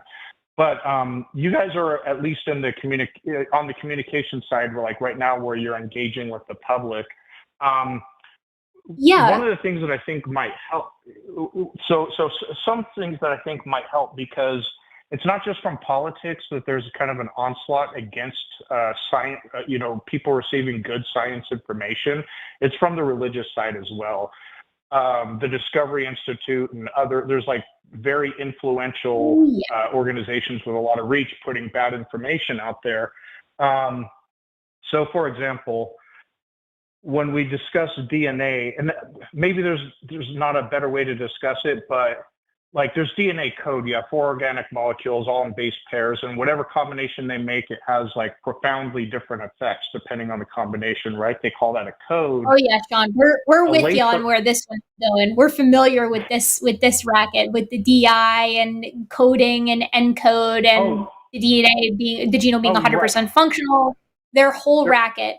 And you are absolutely correct that there is a ton of money behind these organizations. Like, I don't know, maybe everybody in the chat can like empathize with me on this one, but like I've been getting ads from the DI on my Twitter feed about how the whole genome is functional. They're really mad at Dan right now. But, you know, right. I'm sorry, I didn't mean to interrupt, but like, yes, that is an argument that you and I are both extensively familiar with, that comes out of like the DI, AIG, ICR, CMI to a lesser extent, but. Right, and so what I'm wondering is, this is just spitballing ideas as to how to combat it. I do wish the scientific community had the same type of arsenal on their side as far as the information dissemination and combating the disinformation. But a scientist is not a marketer. They're not a influencer. They're scientists. But they don't have the same. Go ahead. Yeah, I'm completely with you. I think, and I'm sure Jordan would agree on this. I actually think it's the responsibility of the scientific community and of any given scientist to accurately convey the information of whatever it is that they're studying or writing a paper onto the public. I think that this entire issue with pop science articles, like exaggerating fines or getting fines incorrect or whatever, I think that starts with the scientist not showing adequate attention to what they're saying to these reporters. And that is extremely important. Like if you are a scientist, if you are a medical researcher, whatever it is that you're working on, I think it's your responsibility when you communicate this information for public release, for publishing, to be correct and to convey it in a way that the general public is going to be able to understand, and in a way that's not going to be misconstrued or twisted to fit a narrative that oftentimes the paper doesn't even say. So I think you're absolutely right. I think that responsibility falls on the shoulders oftentimes of the researchers, and it falls to a lesser extent on the shoulders of the consumer, of people who want to find out more information. But unfortunately, as you said, there's a large portion of the population that has been conditioned to assume that if information comes from a specific place, it is in and of itself inherently incorrect. And Jordan and I both have, made in part like a hobby and a partial living out of saying, no, well, look at these ideas that are coming from these disparate places like creationists or people who believe that the Shroud of Turin is legit or whatever, and take them at face value and then use that opportunity to explain why it's incorrect.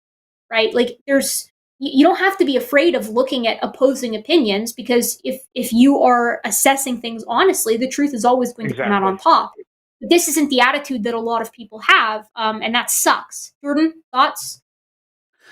Yeah, I think you all of this kind of plays into each other. You remember when COVID vaccines were coming out, and I forget, what was it, ICR that was pro-vaccine, where very many were, and they were shocked that their audience was anti-vaxxers. Like, why don't you guys trust scientists? Like, as if they had no part in that, right?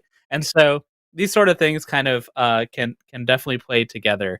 I think that I think that scientists need to be careful, like you said, Erika, and understand how their work is going to be used. For example, there was a paper published recently about race, and it lent itself to race realist arguments. That wasn't what the paper was saying, but the way it was put together and the way it was presented made it very easy to draw the wrong conclusion. Now, the biologist could say, but that's not what the paper says. But you can't afford to live in this bubble pretending like these people don't exist who are going to abuse your research. You have to be prepared for that, right? You have to be responsible. It's irresponsible to put work out there, the graphics of which can be used and abused and twisted and misconstrued, right? Like, it's the job of the researcher to make it crystal clear what the results of your paper are. Sorry, I interrupted you, but I feel strongly about that. No, definitely. Like, you have to take that responsibility seriously. And I empathize. I understand, like, if you became a scientist, you didn't become a scientist to become a mass media communicator.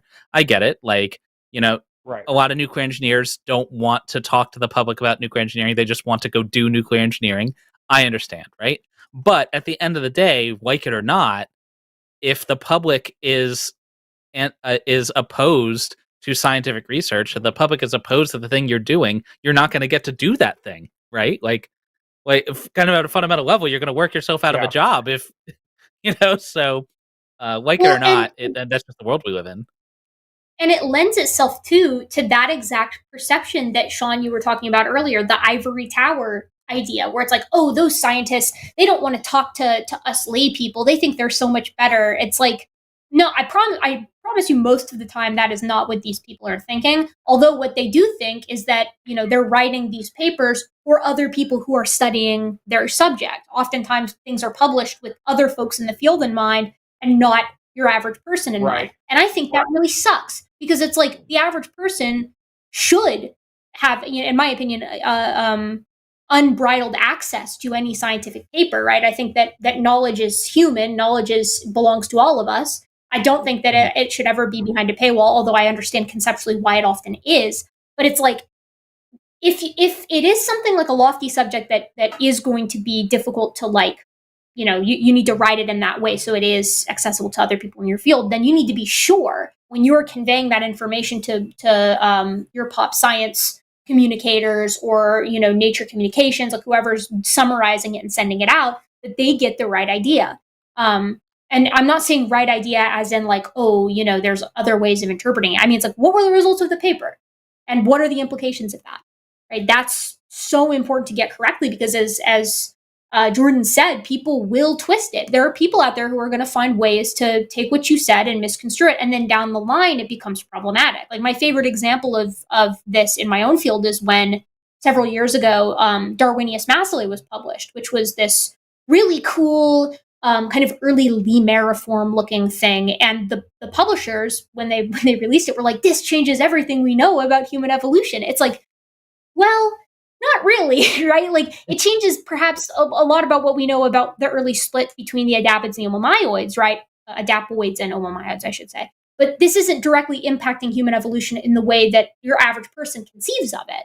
And so, as a result, when it turned out to be like, oh, okay, like this is a lemuriform, interesting critter, like the creationists had a field day with it. They're like, you see, these stupid evolutionists, they thought their stupid idiot lemur was going to change the way that we look at human evolution. What a bunch of egghead morons.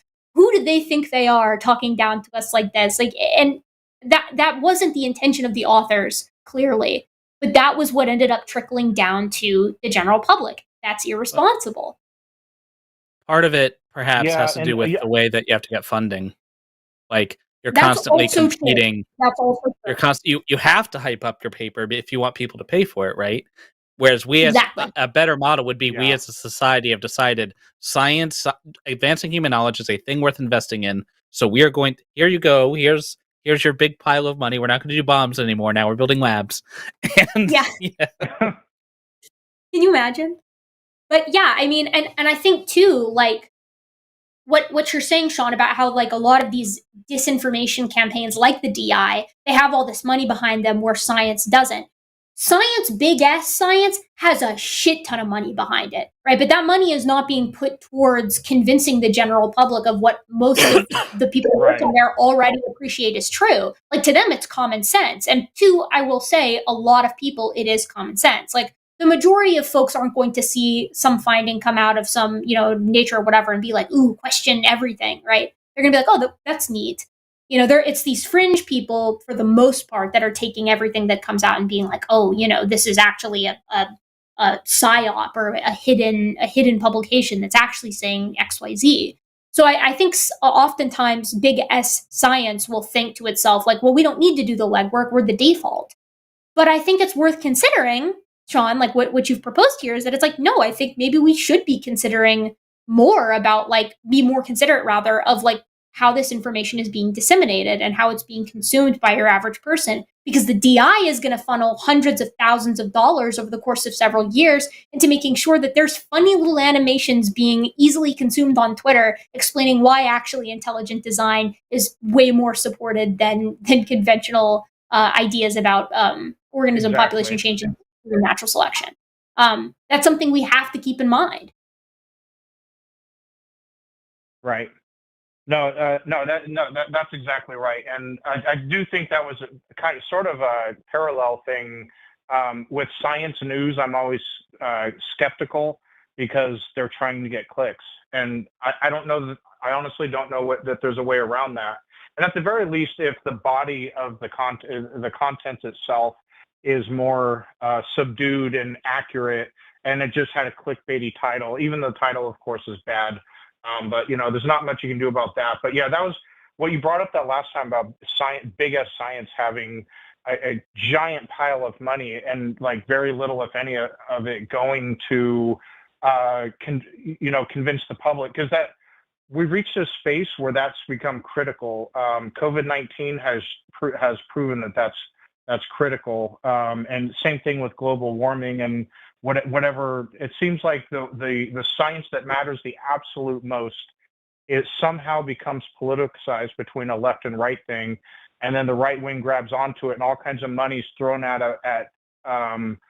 basically tricking the public into thinking the opposite is true. And people have if everybody accepted the vaccine, like in South Korea and many other countries, and were more receptive to it, undoubtedly far less people would have ended up dying or continue to die. I think I don't know what our percentage is now as far as being fully vaccinated, but it's literally costing lives. And, an uneducated public by itself is enough to care about this, but it's going on to have real world implications now. So I have a solution. I think I've solved this. Here's how you get people to both trust scientists and get more involved in science. And I think this is my own personal experience being among the friends I am. I feel a lot like Fred from Big Hero 6, who's like the guy in the room. It like doesn't understand anything they're saying, but is like super stoked to be hearing it. Right? I think the way you get this. Yeah. He's the one that's like in the beanbag, Yeah. And I think the way you do it is by getting scientists who are naturally geeks, who are very passionate about one very small thing, and just get them in front of people talking about the thing they're passionate about. We have geologist friends, and they get over the moon about these rocks. And I don't care about these rocks at all, but when they're excited about it, suddenly I care about it because they're excited, right? And so if you can just get these people, these nerds, to talk about the thing that they love, even if the public doesn't understand everything they're saying, everyone understands enthusiasm. And it's hard to say that this person is like in the pocket of whatever shadow government when he's just like, oh, and I got this rock and it looks so cool. And, It was formed by XYZ processes in the blah, blah, blah formation. And you're like, tell me more. That sounds awesome. Like, well, I think you're right. I think people being passionate and having an opportunity to talk about what makes them passionate and why is incredibly important, because it also allows the general public to see why someone is an expert in what they're an expert in. Because not all of us can be experts in everything. There's not a single person that can do that. You can get really, really good in one subject, or you can get pretty good in a lot of different subjects, but no one can be an expert in everything. Not everyone can be an engineer. Yeah, I know, rip. Not everyone can be an engineer or a dentist, which is where we also get a lot of know-it-alls. But it's like, it's one of those things where it's like part of what's made our society so successful is because people pick an area of expertise and then they really excel at it. And then other people can put their trust in them because they're the expert and they're a given subject, And I'm not going to take my car to a plumber. I'm going to take it to a mechanic. The same is true in science. And I think that any opportunity for the public to get to see somebody kind of, like you said, geek out about their subject is going to be a good thing. And I think that we're in an era right now where information is so easily disseminated. It's like more people need to be doing this. More people need to be doing science communication in their field and making it accessible to everyone. I think that would go a long way. if we're not going to put money towards towards it in a public education sense, then it falls on the individual. Neil deGrasse Tyson is a really good example of somebody who's a great science communicator. He great personality, exactly what you guys described. It would be nice to have a Neil deGrasse Tyson of biology and a Neil deGrasse Tyson of geology, and that sort of thing. Well, and science communication is so vital, right? Because it's like I need science communicators in fields that I'm not in, right? Like I look to people like our geologist friends or the folks at PBS Eons, or whatever, to explain to me these new awesome finds in astronomy, because that's not what I do. I need them to dumb it down for me. We all need that in a lot of subjects. Hank Green can only do so many episodes on so many topics. He can't do everything. He can't do it all. But yeah, I mean, I totally agree. I think that that's sort of the way that we need to move forward, and coming at it from an angle of like genuine interest, as Jordan said, it makes it really hard for organizations like Fox News to be like, yeah, you see that geologist over there talking about how much he loves fluvial deposition. Well, actually, he's a part of the evil cabal of global warming supporters or whatever. I mean, that's just going to be a lot harder of a sell. No, that's a good point. So yeah, but that's basically it, guys. And I appreciate your feedback and insights on this. It's a subject that I even that, like I said, I'm not a scientist. I'm a regular guy. I do my own sort of reading on science, but disinformation in general, especially with regards to science, is something that I care a lot about, and it's such an enormous problem right now. So no, you're absolutely right. I hope it gets discussed further. And yep. So thanks, guys. I really love your show, and I appreciate you guys. And I'll. Do you guys have anything else, or? No, I think this covered what I want. Yeah, that was great. All right. Well, thank you, guys, and you guys have a great evening. Thank you, Sean. You too. All right, bye. I give them all a chance now. Man, and nobody's saying anything about it. I know. It's okay. I'll get over it, I guess. Maybe someday. I love the science communication talks, because this is our bread and butter. Like, we both do this. We both do the science communication. And it, I think, is so important to have easily accessible ways to learn topics that are considered these ivory tower topics, right? Like, graduate and postgraduate levels, and in any given subject, that should be available to anyone, regardless of what the topic is. But I'll die on that horse. I've been, pro science hub, if you will, for quite some time now. Knowledge is a human endeavor. We all get access to it, in my opinion. Everyone wins when everyone has access to the knowledge they need. Everybody wins. Everybody wins. That's what I don't know. I mean, I know why it's not freely available to everybody, because of the money, because people want money. But capitalism strikes again. There's got to be a better way. Okay, you ready for our next call? You got any more science communication thoughts, Jordan? No. I think if more scientists wore bow ties, I think that would help. I mean, Bill Nye. Think that would help too. You're kind of onto something here, especially if the bow ties had like cute things on them or like cute designs. I think that wins people over. It's like the opposite of aposematism. It's like a sign that you can be trusted, Like, yeah. See my bow tie? I'm so happy, and I love my subject so much. Why don't you come and take a seat? Exactly. Like, if you see someone in a bow tie who, I mean, there are always exceptions. What's his name on formerly of Fox News? He should not be named. Also wore a bow tie. But Tucker Carlson. Good point. That's true. Yeah. But he's a black stain on the bow tie community. The rest of them, at least 20% more trustworthy. Yeah. Yeah, at least. You got to give you get some kind of buffer. It's like it's a charisma buff, I think. All right, our next caller is Victoria, who has been waiting for nearly an hour. And pronouns she, her, from Texas. She's an atheist, and she wants to ask a little bit about, genetics. Sorry, we don't have Dan today, but we're going to do our best. Does genetic recombination change inherited ethnicity percentages, and if so, how? That'll be an interesting one. We'll try to stumble our way through it, right, Jordan? Victoria, can you hear us? I'm useless. Yes, I can hear you. It's good to speak with you both. Wonderful to have you. Tell us a little bit about your question. Yes, so speaking of information access, I've been trying to do a little research on this myself. I don't have the access that I used to have back when I studied and worked at university, and I've just been using Google Scholar, and all I can get is this general information, because a lot of these are just, all I have access to are the abstracts. I think I got maybe 2 papers that I could use, like I could access using a free PDF, but otherwise that was it. That seemed to indicate that when you inherit, say, ethnicities, like when you have like those DNA ancestry tests, however percentage you have of whatever ethnicity, Right. Yes.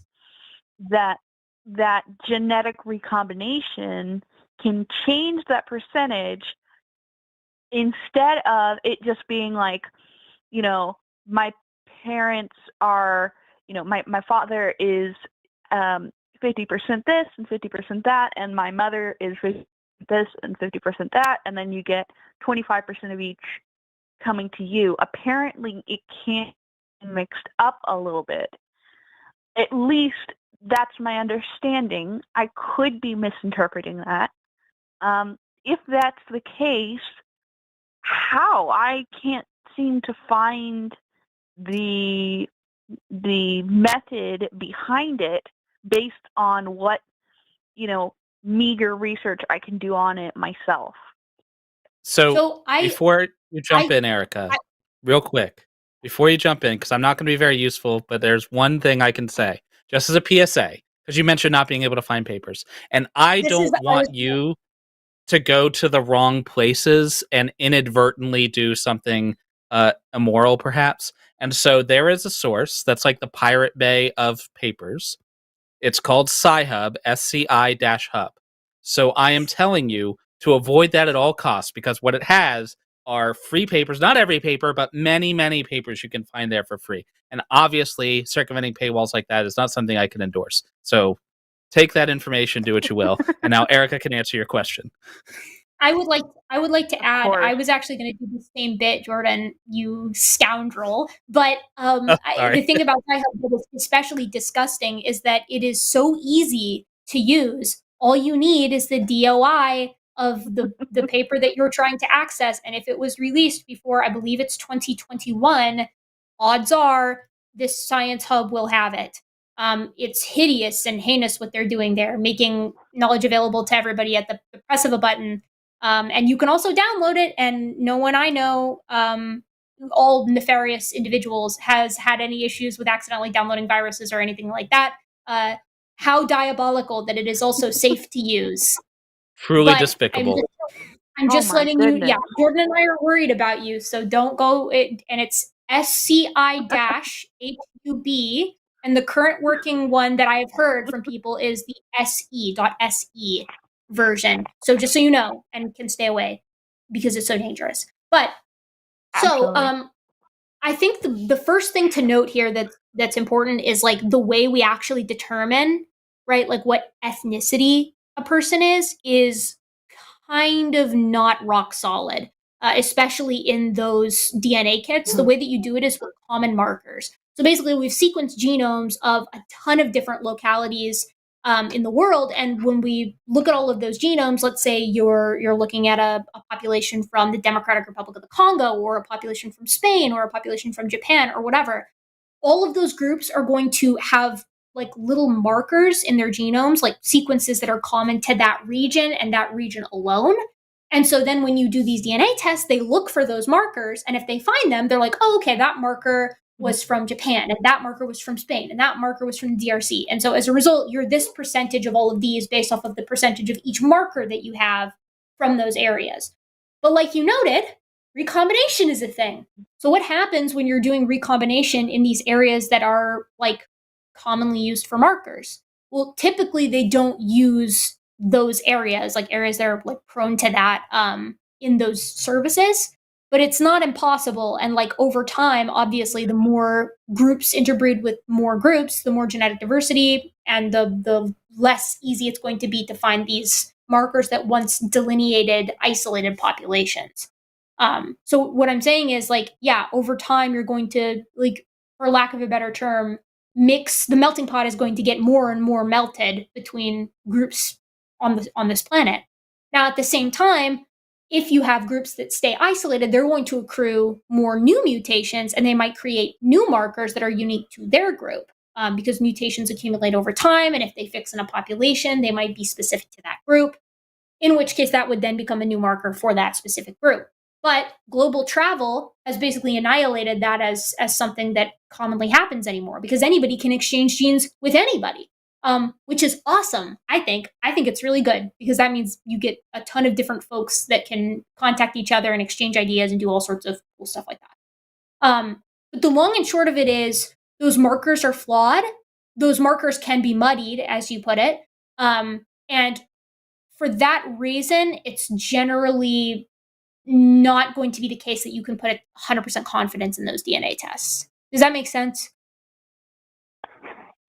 Mm-hmm. Okay, I understand. Do you have any further questions on that subject? Yeah, so I guess my next question would be, is it the result of the faulty DNA markers that these mixed percentages occur, that essentially if the DNA markers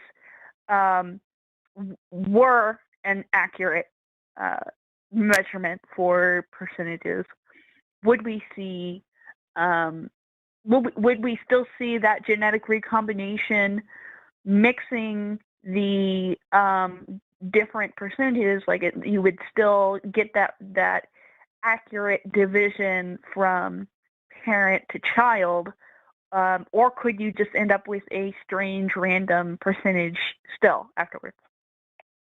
Yeah, I mean, I think it depends on the region you're looking at. I mean, the one of the main issues with this is that it's like we're kind of idealizing these groups. Like when we say, oh, a given ethnicity, a given location, whatever, and we're assuming that there's like that group truly does represent kind of an isolated population or isolated ancestry. When in reality, it's like there's always introgression in all human populations pretty much everywhere. So there are very few markers that are going to be like definitive signs of a single population to the exclusion of everybody else. A great example in like just as a side note of something that I find really interesting, like a great example is, typically speaking, right? Like Homo sapiens has interbred with other hominins like over the course of human evolution. And one of the most common ones, you've probably heard this, is that if you have European ancestry, you might have up to 4% Neanderthal in your genome, which is really cool and really interesting. And for a long time, the way that this was kind of pitched and understood was that it was like, okay, like if you're European, you might have up to 4% of Neanderthal. There may be some percentages as well, like moving eastward into out of Eurasia and like into Asia, strictly speaking. But if you have strictly African ancestry, sub-Saharan African ancestry, there's not a shot you're going to have any Neanderthal in your genome. That was typically how it was thought of. Except that's not true. We actually do find bits and pieces of the Neanderthal genome in folks who are just like sub-Saharan African. And the reason for this is because people would leave, they would interbreed with Neanderthals, and then they would come back, and then they would interbreed with people from their homeland, right? Or like from where they were ancestrally from, exchange genes, and Neanderthal genes would jump and manage to make their way down into these sub-Saharan African populations who themselves actually never had contact with these Neanderthal groups. So it gets really complicated because of introgression and the fact that humans are just always trying to interbreed with other humans and other things that look like humans. we're kind of silly like that. Not too picky, so what humans. I would say, we're not so picky. We're not so picky. So I'm sorry, I'm not like a geneticist. It's hard for me to say that there's like to sit here and say that, oh yeah, there's like a 100% way to glean a quote unquote true percentage. I don't even know if that's doable because of all the interbreeding that human populations tend to do. Do you kind of pick up what I'm saying here? No, absolutely. Yeah. And this is all with the understanding that ethnicity is really muddy. It's kind of more of just a general term when we're talking about the origin of a certain group of genes and traits, or in a particular geographical area. And it's not super. It's not a hard science. I totally understand that. I guess I was trying to understand a little bit of what these percentages could overall truly represent, and I think I'm getting to the basis of kind of seeing how these percentages are determined, why they can be a little muddy. Yeah, and obviously I am not a stickler for, ethnicity percentages. I mean, especially when we have such little genetic difference between each other. We're very close. It's literally just a matter of a few different alleles here and there. So I really appreciate you answering my question. I know it was a little weird and maybe not like the most thought out, but I was curious when trying to do my research on this. And I absolutely will not go anywhere near that website that you gave me. Just don't go there. But let me recommend something else to you too. A mutual friend of Jordan and I, Zach Hancock, is a population geneticist, and he's got a really wonderful video here on YouTube on why like race as we tend to designate it is not like a biological reality from the perspective of a population geneticist, somebody who like does this for a living. So I would recommend that you check that out if you want like what would no doubt be a much more accurate summary of kind of what's going on there. I don't know if he actually goes into like ancestry tests and things like that. But I would caution people against those anyways. Your DNA is your own. Don't pay to give it to somebody else to give you a rough estimation of where you might have genetic markers from, would be my advice. And yes, stay away from Sci-Hub. Don't go there. You're right. Yeah, no, obviously, I never wanted to just sign up just to see, what ancestry do I have, especially because I think it's pretty clear. I think I'm pretty European, no big surprises, but I do have potential genetic illnesses, and so we wanted to know if there were any markers for genetic illnesses in my family, and because we don't have that really recorded anywhere. And it seems like there just hasn't been enough public research on, the most common. For more uncommon genetic illness markers. And I think if we wanted to get anything really specific, we would have to like be part of, obscure trials that maybe don't have a lot of funding. So. Yeah, I totally understand that. And I would want to keep my DNA to myself if I could. Well, I think that if you're doing it for that purpose, we're like right on the cusp of that, of a lot of that stuff. And I think my understanding is that, gosh, and like I shouldn't even be like spouting off about this because like this is totally not my field. But my understanding is that with some genetic disorders as well, like there's more than one way genetically to kind of get that morphology, to get that genetic effect, right? Which is why so much more work needs to be done on it, because maybe it's not just one marker. You know what I mean? Like maybe you can get the same impact morphologically speaking from different types of mutations.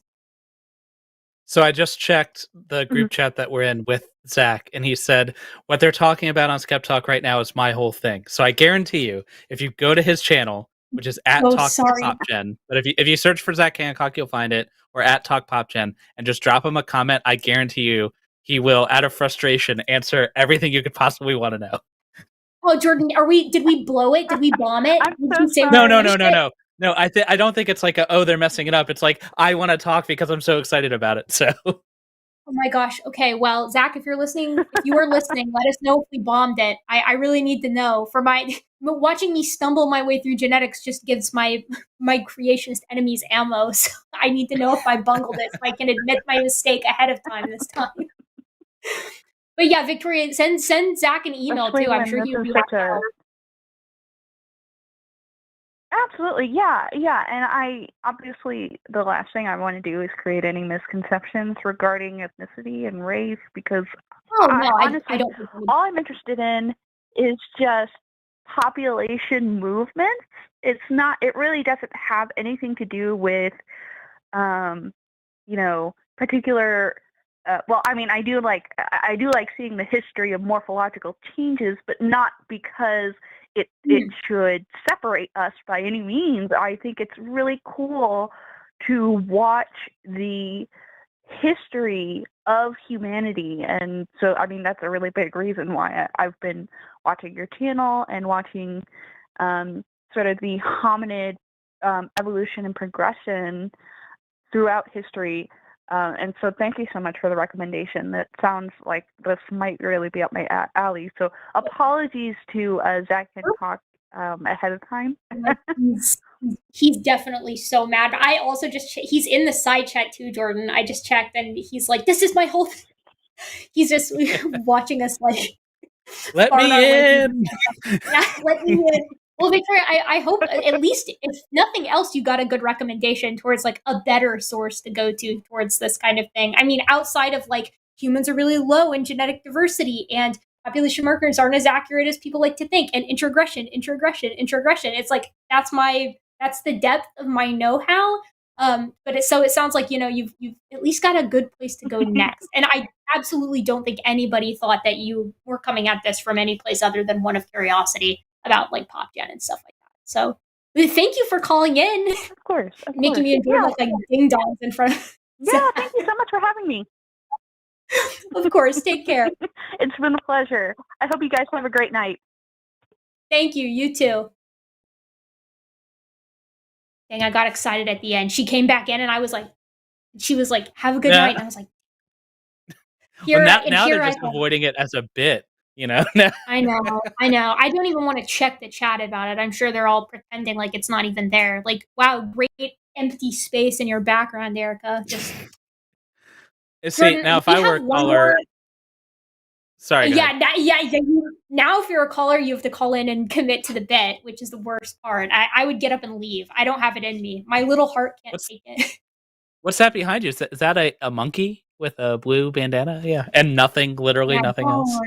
Don't even, Jordan. That's not even funny. And now I want to just drop the last call, which is specifically for you, but I won't. I'm a gentle and modern ape. Our last call is Rex, him from Illinois. He's a pagan, but he specifically wants to talk about nuclear energy, which is like your whole thing. At last, we have a specific question. This is what always happens. Whoever I'm co-hosting with, they never get to talk about their thing.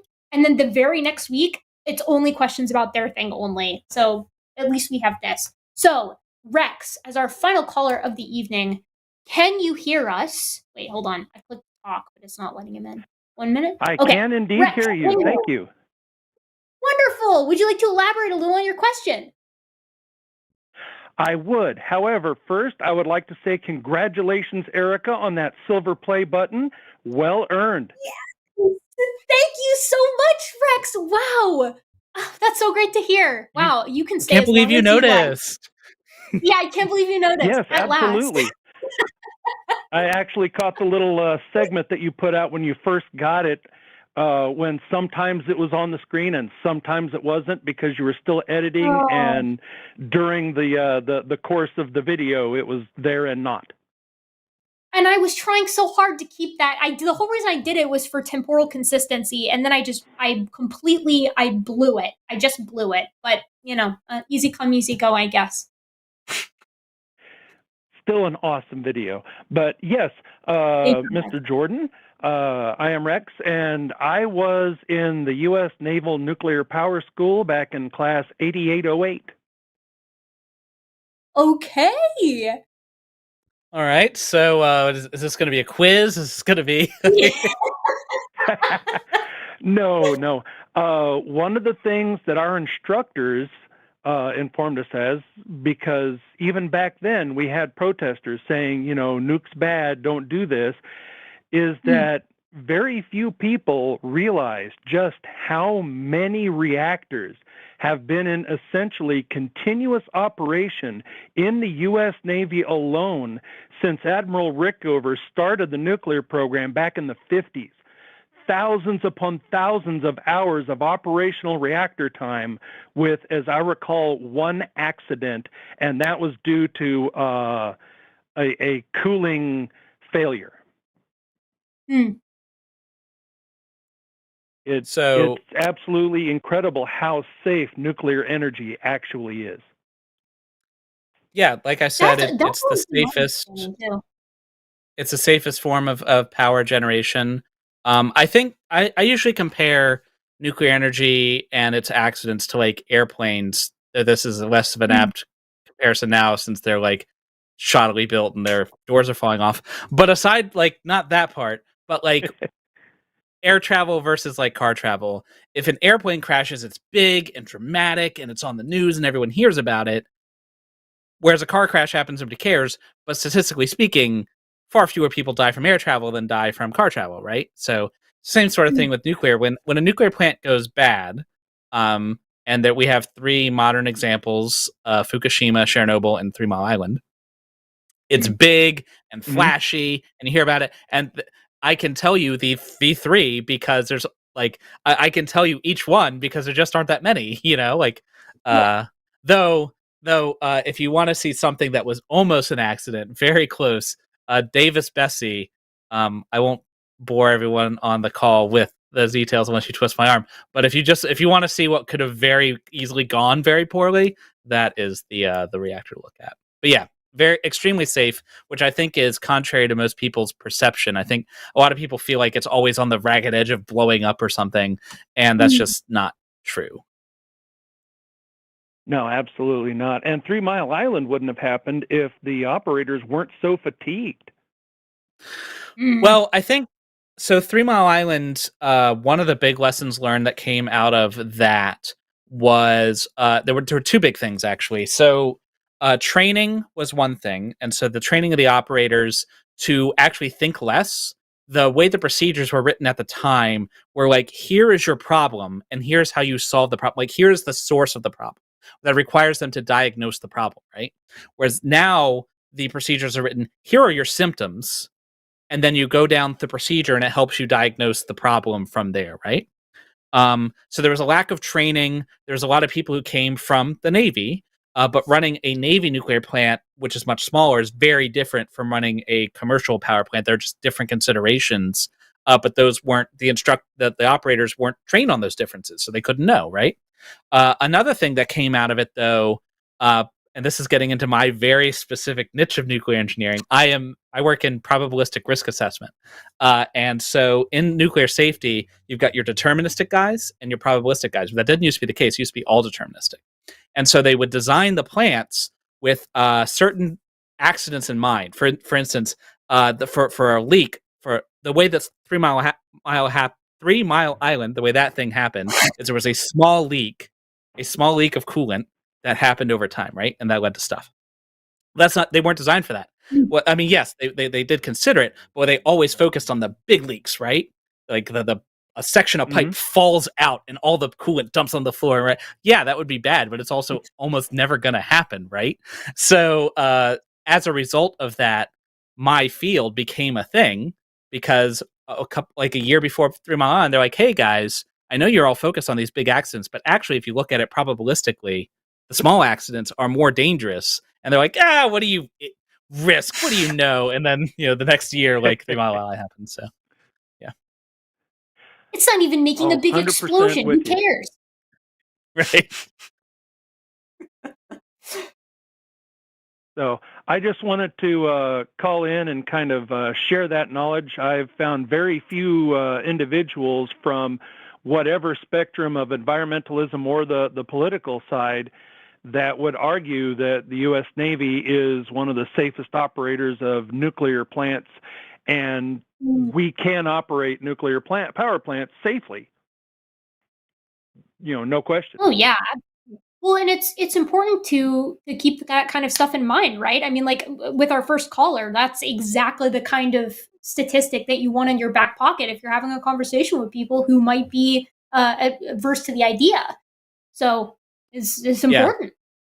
You can also pull out things Absolutely. like talk about the accidents they know. 3 Mile Island resulted in no deaths. Fukushima resulted in 1 direct death. Chernobyl, we don't talk about Chernobyl because that thing was run like a back alley meth lab. That was just atrocious. But like, if you don't run your power plant like an idiot, then it's pretty safe. That's a good tip, right? Just don't run it like an idiot. Yeah. I think to myself, would an idiot do that thing? And then I don't do that thing. If the answer is yes, it's a piece of cake. Exactly. Yeah. Yeah, our instructors mentioned that, the news almost never covers the Navy, and that was back in the 80s, and still, I can't remember a single show on the news where they were talking about nuclear energy where they actually mentioned the reactors of our submarines and carriers. I would wager a lot of the United States doesn't even know that a lot of our carriers have like nuclear power on. Like, I bet a lot of people would be like, they do? They have that? And then they, so keeping that in mind might be a good thing to have in your arsenal as well. Absolutely. Thank you very much to both of you and to Jimmy as well for all you do to help put proper information out there and fight the misinformation. Keep fighting the good fight, everybody. Thanks so much, Rex. Take care. You as well. See, I didn't even have to wait that time because we already got it covered. Yeah, you already took care of it. Well, shoot. All right. I think we're ready for super chats. We've made excellent time tonight. Everyone's going to be like, "Oh my god, it's not even a 3.5 hour stream. That's crazy." Unless, I don't know. I mean, I guess if you want to keep super chatting for the next hour and a half, you can. If you twist my arm, we'll keep going for that long. But otherwise, just ask let's about keep hominid going. evolution. Yeah, please don't. Actually, I taught right before this, and so my voice is already like on like you mentioned a ragged edge. That's like that's my vocal folds right now. I've not got a lot in the tank because they were asking. It was a bipedalism lecture today, so it was like a whole thing. I mean, I guess if you have to ask about a question, ask me about bipedalism because I've got all of that like right on the forefront. All right, we ready? Yeah, let's do it. Hold on, I gotta wait for Morgan. He does the super chats. He's in charge. There we go.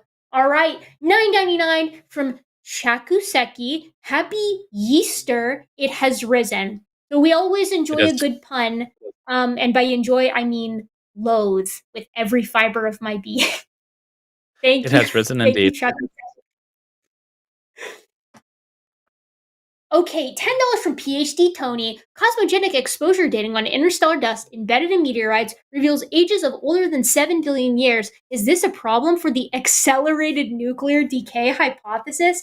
PhD Tony. How could you ask such a question? Yeah, what are we going to do with our poor accelerated nuclear decay idea, where you've got half the creationists saying it definitely happened, half not, and then poor Donnie Deals straddling the line, saying that maybe sometimes it's absolutely 100% happened, and then the other 50% of the time, it absolutely didn't, and there's no support for it. So we've really got the top brass on this one. But Erika, have you considered the evidence against my position? Have you considered incredible, absolutely incredible, literally like. And I want it out there, my prediction on this, and that's the gold standard of science. my prediction is that the very next time that this conversation happens with someone who isn't that David guy who was on the show like a while back, he's going to be back to the accelerated nuclear decay, because all of the major creationist organizations are white knuckling that idea, because it is the only way that they can even begin to explain why every single datable rock tells us that the Earth is older than 6,000 years. So I understand why they have to cling to it, but you got to pick radiometric dating problem or heat problem. You got to have one. $5 from Monkey and a Typewriter. My mom was one of the environmental anti-nuclear people. Thankfully, she was responsive to evidence. Jordan, do you mind saying nuclear? Nuclear? Yeah. That the correct. I hope you appreciate. I hope you appreciate what I'm sacrificing by saying that for you, Monkey and a Typewriter. I only ever think of Homer Simpson. The correct phrasing is nuclear. Nuclear safety inspector. $5 from Monkey and a Typewriter. Hey, Gutsy Gibbon. I recently read we'd observed chimps applying bugs to each other's wounds as medical treatment. Know anything about this? Because wow, yeah, actually, more than one population of chimpanzee will apply like medicinal remedies to one another, whether it's in the form of like plants or insects in particular. And they have like balms and stuff for insect bites, if memory serves as well. Although I can't remember if that was published or just a report, a primatological report. But yeah, they're doing cool stuff. Chimps are awesome, and so are bonobos. All right. $9.99 from Strobes. Erika, just curious, you said you went to a Christian school as a kid, and I noticed your mom driving in the Art Encounter video. Do you have a deconstruction phase, and how did your parents take it? If so, oh wow, what a wonderful question. So my parents were always really chill with evolution, and I've said this many times on like various shows in various places, but the movement from going from young Earth creationists to theists that accepted evolution was not a hard jump to make. I was a theistic evolutionist for a very long time, and a great many people in my life was chill with that. In fact, my parents, when they found out I went to a young Earth creationist school, they were kind of like, "Oh shit, it was." They're like, "We didn't know about that. We just thought it was like generic, non-denominational Christian school." And then it's like, nope, we had the worldviews class. We had the, there's no evidence for evolution of any kind class, and so it was like your typical. I wish I could find my old notes from when I was there as well, because I know I saved a bunch of those assignments somewhere. But as far as the transition from going from like theistic evolutionists to beloved fence-sitting agnostic, it's more along the lines of like, okay, like classic stuff, the problem of evil. How do you have the triomni God with evil in the world as it is? You would think that there would be a way to get to the desired outcome, whatever that may be, without immense amounts of suffering. Keep it that way. I had an interesting. So I was raised young Earth creationist and all that, and it's kind of funny. Into adulthood, I deconverted. I'm an atheist now, and everyone in my family, and I mean everyone, my brothers, my sisters, my mom, we're all atheists now, and we all deconverted at the same time, completely independent. None of us talked to each other about it. We all just over the course of the same year, just stopped. Yeah. So, what a weird coincidence. Did something happen that was applied to all of you, or? No, none of us had a shared thing. All of us just independently of each other's yeah, I don't think any of this is true. That had to have been such a weird family gathering discussion where you're yeah, I have a confession to make, and then everyone else was yeah, me too, right? It's weird because we never had the oh, I'm an atheist thing. It's just kind of bubbled out of just conversation. I don't know. It was just very strange. Wow, that's so interesting. I didn't know that. $4.99 from Coffee Mom. The problem with philosophers is they can't prescribe reality, and they really, really want to believe they can if they just think hard enough. # Team Science. I'm a little bit, I can be a bit of a bully to philosophers, because my whole thing is I'm too much of a lunkhead to go through all of these premises and to think about, all these bazillion hypotheticals, when it's science is really easy. You make a hypothesis on the basis of observations, and if it comes true enough times, then you can probably rely on it as an idea. And I'm just okay with that. all this stuff about like, do people, are you brain in a vat? Like, is it, is this a simulation? I'm going to be really honest with you. I don't care because it feels legit to me, and science operates in inconsistent ways that impact me directly and how my sensory system perceives the world around it. So to me, that's just good enough. Now, I want to defend my philosophy friends a little bit because, like, there's a wide range of philosophy, right? And I think that philosophy among the skeptical and atheist community gets a bad rap because there's a lot of really good thinkers that are doing a lot of good work in philosophy, but there's also some corners of philosophy that are very just like just I reject your reality and substitute it with my own, sort of thing. So just thin the brush a little bit when we're talking about philosophers. There's philosophers and then there's philosophers, Yeah. There's philosophers and then there's I like that. I like that as an explanation. $10 from Rosie Raid. This is why I really appreciated PBS and their YouTube channels, especially Eons. It puts science in layman's terms and helps me understand and explain it to people around me. I can't sing the praises of Eons enough. I think they do a phenomenal job. I've rarely, if ever, seen anything that is like they don't make mistakes. If anything, the only thing they tend to fall victim to is like oversimplification. And, I think I like to give people more credit than that. It's like, I think if they're watching a PBS Eons video, they can probably handle the nitty gritty. But then it might not be that they're underestimating people. They might just try to keep it to 10 minutes, which is a reality that I cannot comprehend. Can you imagine, like, if you just did like a challenge, like a 3-month challenge, all your videos had to be 10 minutes long? Like, how would that even work? It literally wouldn't. Like, the thing is that I've thought about it myself before. Like, if I did 10-minute videos, I would be able to get a lot more videos out. But the truth is I wouldn't, because I would spend so long editing them because I can't say what I want to say in that small amount of time. I just can't. I am not. It is a skill issue on my part, genuinely. Yeah. I've gotten several comments in my videos. It's like, well, if you take longer than 10 minutes to debunk something, then it's true. Shorten your videos. And I'm just like, no. Like, I don't have time to shorten my videos.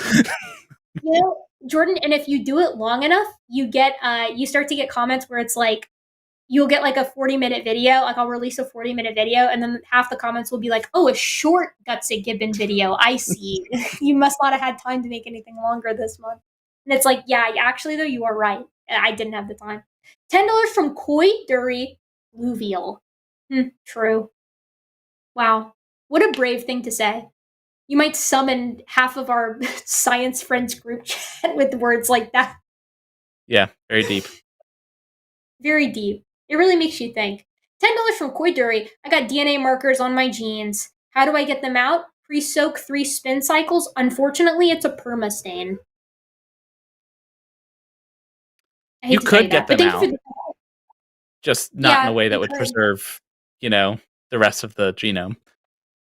Could you just irradiate it into tatters? Then they'd be gone. Yeah. If you applied enough radiation, you would destroy the markers for sure. Yeah. Yeah. Well, there you go. Can recommend. Whatever. You should look at that. Patent it.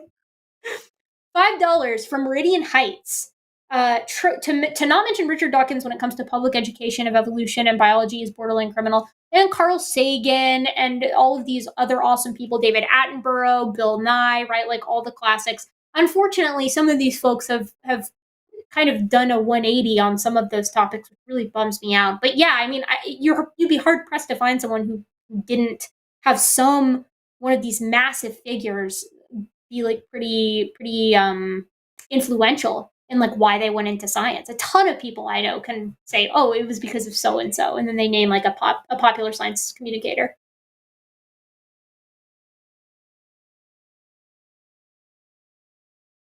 All right, $5 monkey to typewriter. Erika, there are tons of apes that display diverse sexuality, except for chimps. Chimps are all pansexual, takes hat off and leaves. Yeah, except so are bonobos, monkey at a typewriter, and you knew that when you said it. So shame on you, for shame. And bonobos are pansexual and also pansexual. They're both. Because they're panins and because they're completely indiscriminate in their sexuality, which, good for them. There's a reason they're so peaceful. Yeah. $6 from Marky. Most probable theory on how monkeys got to the Americas. My Aunt 200 mentioned a theory about them sailing over on leaf boats. That's adorable. Yeah, and creationists actually love to take that exact little phrase and be like, this is what the evolutionists think. But like, the thing is, this happens today, right? Like, we get mats of vegetation that get washed off the coastlines in the Caribbean and in the Gulf every single hurricane season. And we've actually managed to map the new population, like the colonization, if you will, of some islands by Bahamian rock iguanas, because they were washed off of their islands, landed on new islands, and then settled down there. Right? So this happens. And it's not something that is even rare. But the cool thing about how monkeys got to America, like, you get platyrians from an ancestral anthropoid, like somewhere in the Fayum in Egypt, like roughly 30 million years ago, is it's a really cool story because it was probably a proteopithecid, as evidenced by the cusping on the molars. But the time it would have taken for a raft of vegetation to go from the coast of Africa to the coast of South America, like 30 million years ago, it would have taken about 11 days. So it ceases to be very hard to believe when you remember that proteopithecids were really small monkeys. They were about that big, like itty bitty little dudes, no larger than some of the marmosets or talapoins that we have today. That mats of vegetation are really, really big, and that monkeys live in groups. So you have the right raft of vegetation gets knocked loose from a coastal forest, and it's got, I don't know, 15 monkeys on it, and then it takes it 11 days to get to Brazil. It becomes not that hard to believe, given this kind of thing again happens today in areas that still get battered by these hurricanes, and odds are people will be like, oh, well, that's so lucky that it happened. It probably happened a lot, and probably not every monkey group survived the crossing, which I can't even think about. It makes me so sad, but such is the reality. But Erika, have you considered that monkeys on little boats is silly? So that's a really good point, Jordan. And when you think about it, really, that's all that matters. If an idea sounds kind of cool and epic and has a ton of empirical support for it, you probably ought to just disregard it and make a vibes check instead. I think that's probably how we should be doing things. $5 from SkepTalk. It's raining outside. It's raining cats and dogs is weird. To me, it's raining fish and frogs makes more sense. Jimmy, go unfuck yourself. Fish and frogs. Yeah, I guess so, because it is water. That was a very aggressive ending to an otherwise completely chill super chat. I feel like there's some history there with like Jimmy and Jordan, frogs. Jordan, they love, like, telling Jimmy to go fuck himself is like the meme of the line. It's like he just loves it, so they love to bust his chops like that. But unfuck yourself is interesting. Is that almost like the subversive meme then at that point? I'm wondering that myself. Yeah. I'm not sure if it's more offensive because it's not meeting the expectations. Right. We need some social policing in this group. Yeah, we really do. Yeah, we need our community peacekeeper at this. $5 from Doc Don Hogg. Your plaque really brings out the glare in your glasses. Congratulations. Insert Jordan coin. Go fuck yourself, Jimmy. Wow. Shots fired. You know what I find the meanest about this whole thing is that little nerd emoji. Because I don't know if you guys know this, but the Apple version of that nerd emoji, it looks a lot like me. I take a lot of offense from it, but it is a spitting image. And so sometimes I'll say something and someone will respond with just that emoji. I'm powerless to stop it because it's so right. Like, they just have my number 100%. I lose every time. Oh, insert Jordan coin. Actually, I think that means you get to say something cool. I get to say something cool? Like just like a random fact? Is that how this works? Yeah, if they insert a coin, then you get to like say a cool thing. Okay, so the coolest thing to have ever happened in the history of humanity, well, not humanity, of the universe, is the Oklo Natural Nuclear Reactor. It is a naturally occurring nuclear reactor that happened 2 billion years ago because the enrichment of natural uranium was such that it would sustain a chain reaction in the presence of light water. Google it. It's super cool. Oklo, O-K-L-O. Wait, Jordan, you can't just say that and then not say how it debunks general creationism. Oh, well, it debunks young Earth. Okay, since you're going to make me, debunks I'm young Earth doing it. creationism because 2 billion years because you can see the products that are left over from fission, right? And they follow a distribution. If the fundamental laws of physics were different, there would be a different distribution of fission products because the way that it would fission, the way it would decay would be different. And so, because we can see 2 billion years worth of decay on a certain distribution, that shows that the laws of physics haven't changed for at least the last 2 billion years. And so their whole accelerated decay, aside from the heat, aside from all that, this alone shows that the laws of physics haven't changed. Whoops. All right, $5 from Zach B. Hancock. How much of human evolution was driven by natural selection relative to the other forces of evolution, drift and gene flow, smiley face? Because Zach knows exactly what he's doing here because he has an opinion on this. So, Zach, I'm going to hit you with the controversial. It depends on which character we're talking about. Some stuff was actively driven by natural selection, and I think there's no denying it. The forces behind moving to being more bipedal and increasing efficiency on bipedalism. But then there's also stuff that I would propose is like almost definitely drift. And my favorite example of that is probably the Brow Ridge or the superorbital torus, because that thing comes up and down and up and down. It appears, it disappears in lots of different like hominoid taxa. Some people argue that it's sexual selection. I'm not 100% on board with that, just because I think it's a very just so story. But anyways, thanks, Zach. Thanks so much for trying to trap us into saying something wrong and then busting our chops. Sexual selection always feels like it can fit almost anything. Because like almost anything could be chosen by sexual selection if it has like an external visible thing, right?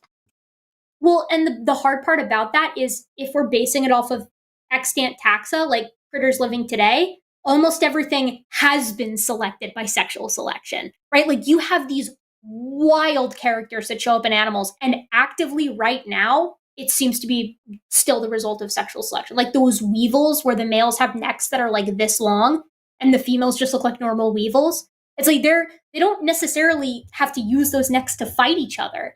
You know, the females like the long necks. They just are into it for whatever reason. Hey, man. But if you I'm not going to kink shame from weevils.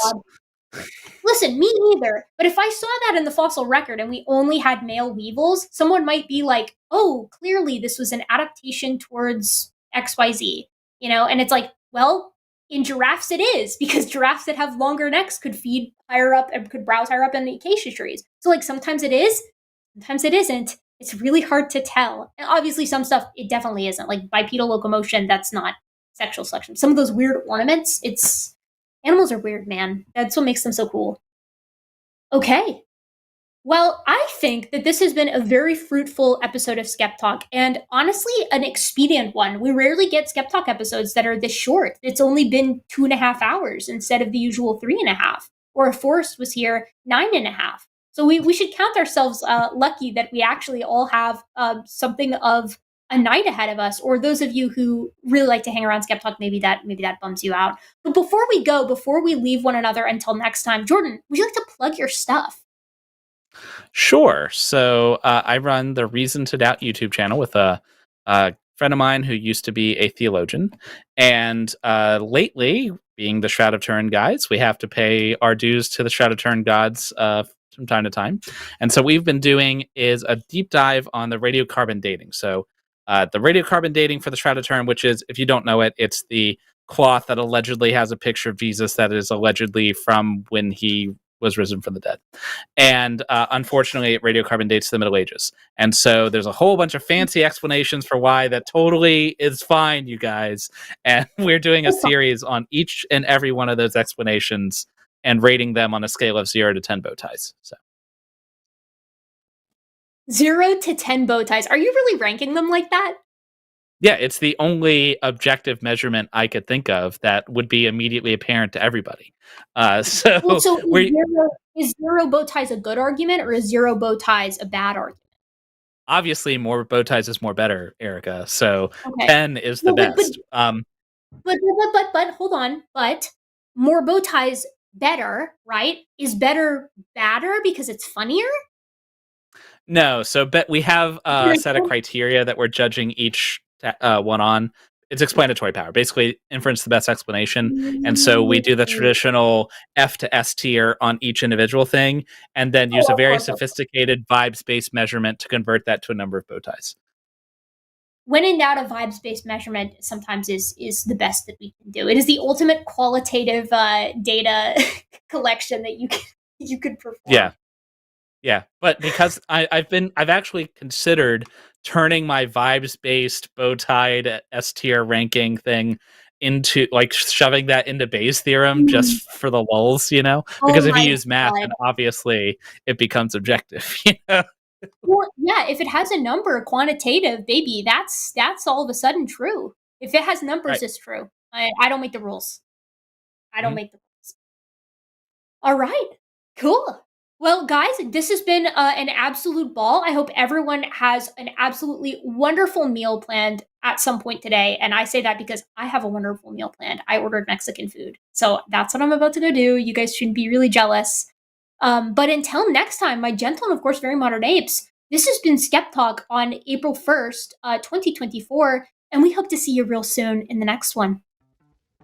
And then this is the part where we do a little dance. I'm terrible at dancing. You have to, like, attempt it. I do the Donald Trump. You know, he's so talented. Right. That's great. We're gonna